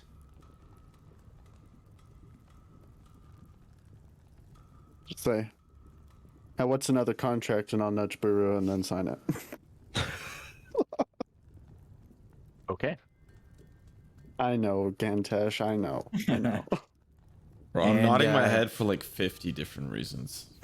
All for the ultimate cause. And he says, Maybe. he just asks you, so what am I making for you? Oh, I have no idea. I haven't even thought about that, so.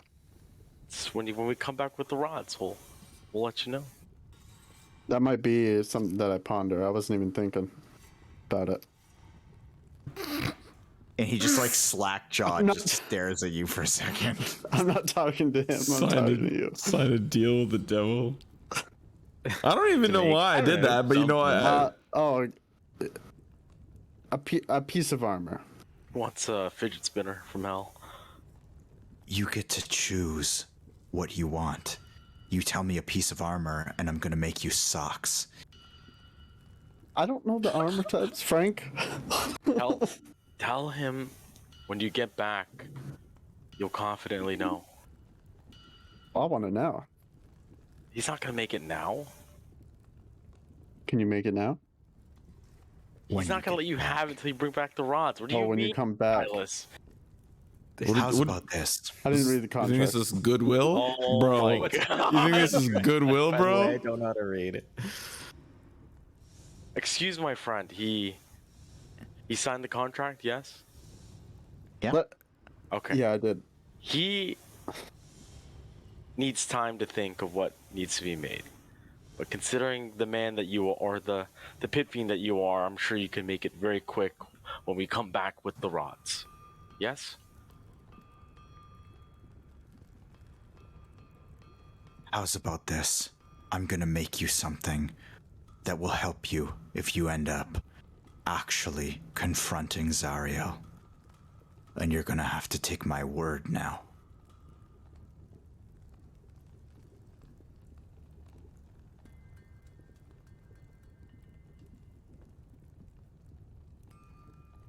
Or you can wait. But if you bring those back, it's gonna take even more time to make whatever it is that you want me to make. You know, Belle, I have a question. What do you want with the companion? Don't you think Zariel might notice? Well, Don't get me wrong here. I'm going to do it, but I'm just curious. if you bring those rods back and you show them to me, and they're the real ones, I'm gonna let you walk out of here with them, because they're gonna be more useful to you than they are to me. There's a reason it's called the companion, you see. Trapped inside that little ball that I made is one of Zariel's friends from Mount Celestia. It's been powering that sun all these years. And I'm sure it's not too happy with Zariel.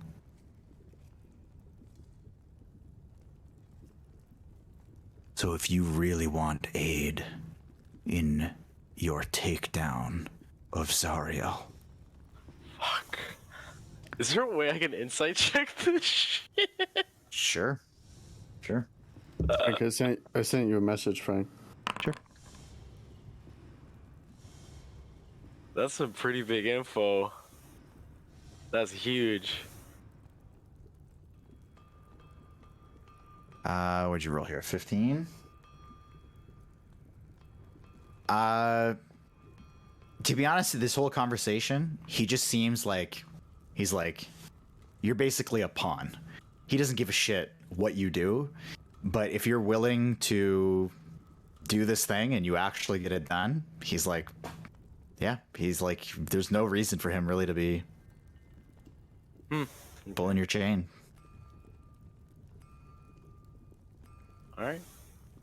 Got it. I know what the purpose of the companion is. Or to get the rods, rather.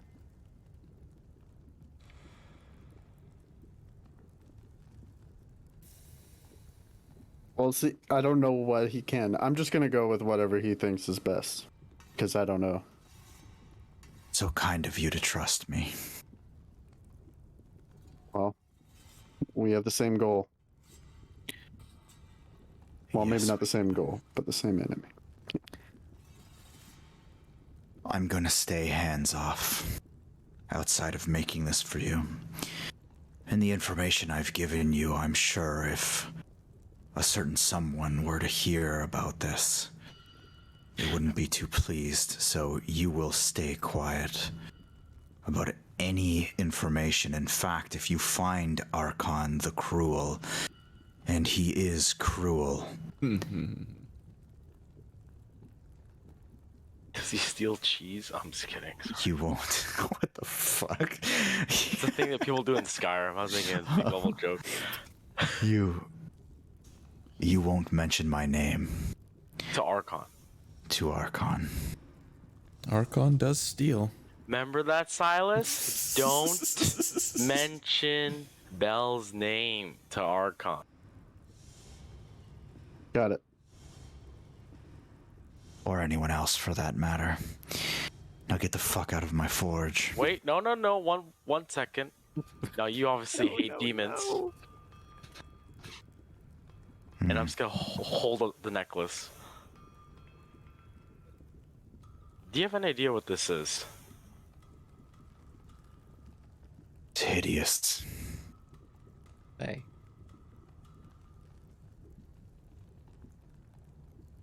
And What's I've about it? actually heard rumblings.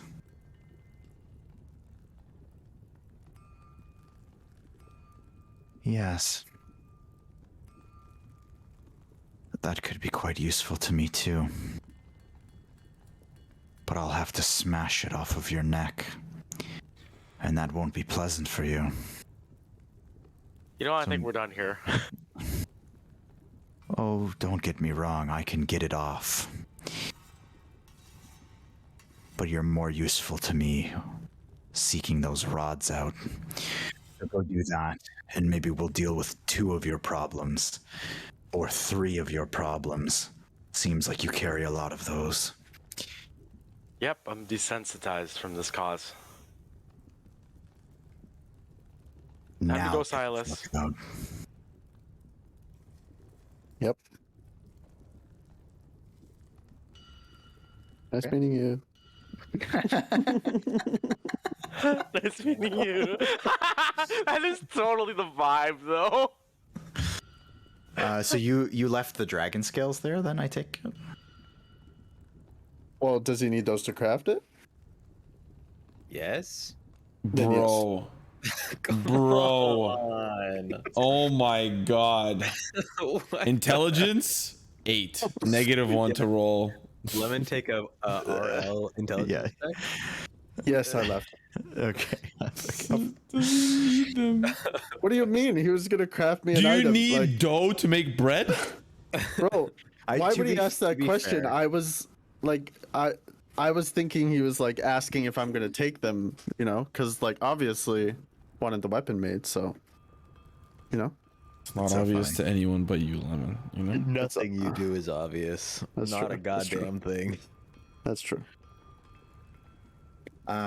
Yes. So you guys start making your way up. Mm-hmm. Meanwhile, I'm just gonna bring you guys back out here. Two devils go harass. Meanwhile, as you guys were having that conversation, after about a minute and a half or so, you guys that are still out on the machine are greeted by that same the one horned devil that did not approach you was still standing at the door. The other one kind of makes his way out and immediately just beelines it to you. Like as soon as he breaches the door, he just like flaps his wings and just flies up and just gingerly lands in front of you. And he says, as he lands, "Now, about making you two squirm."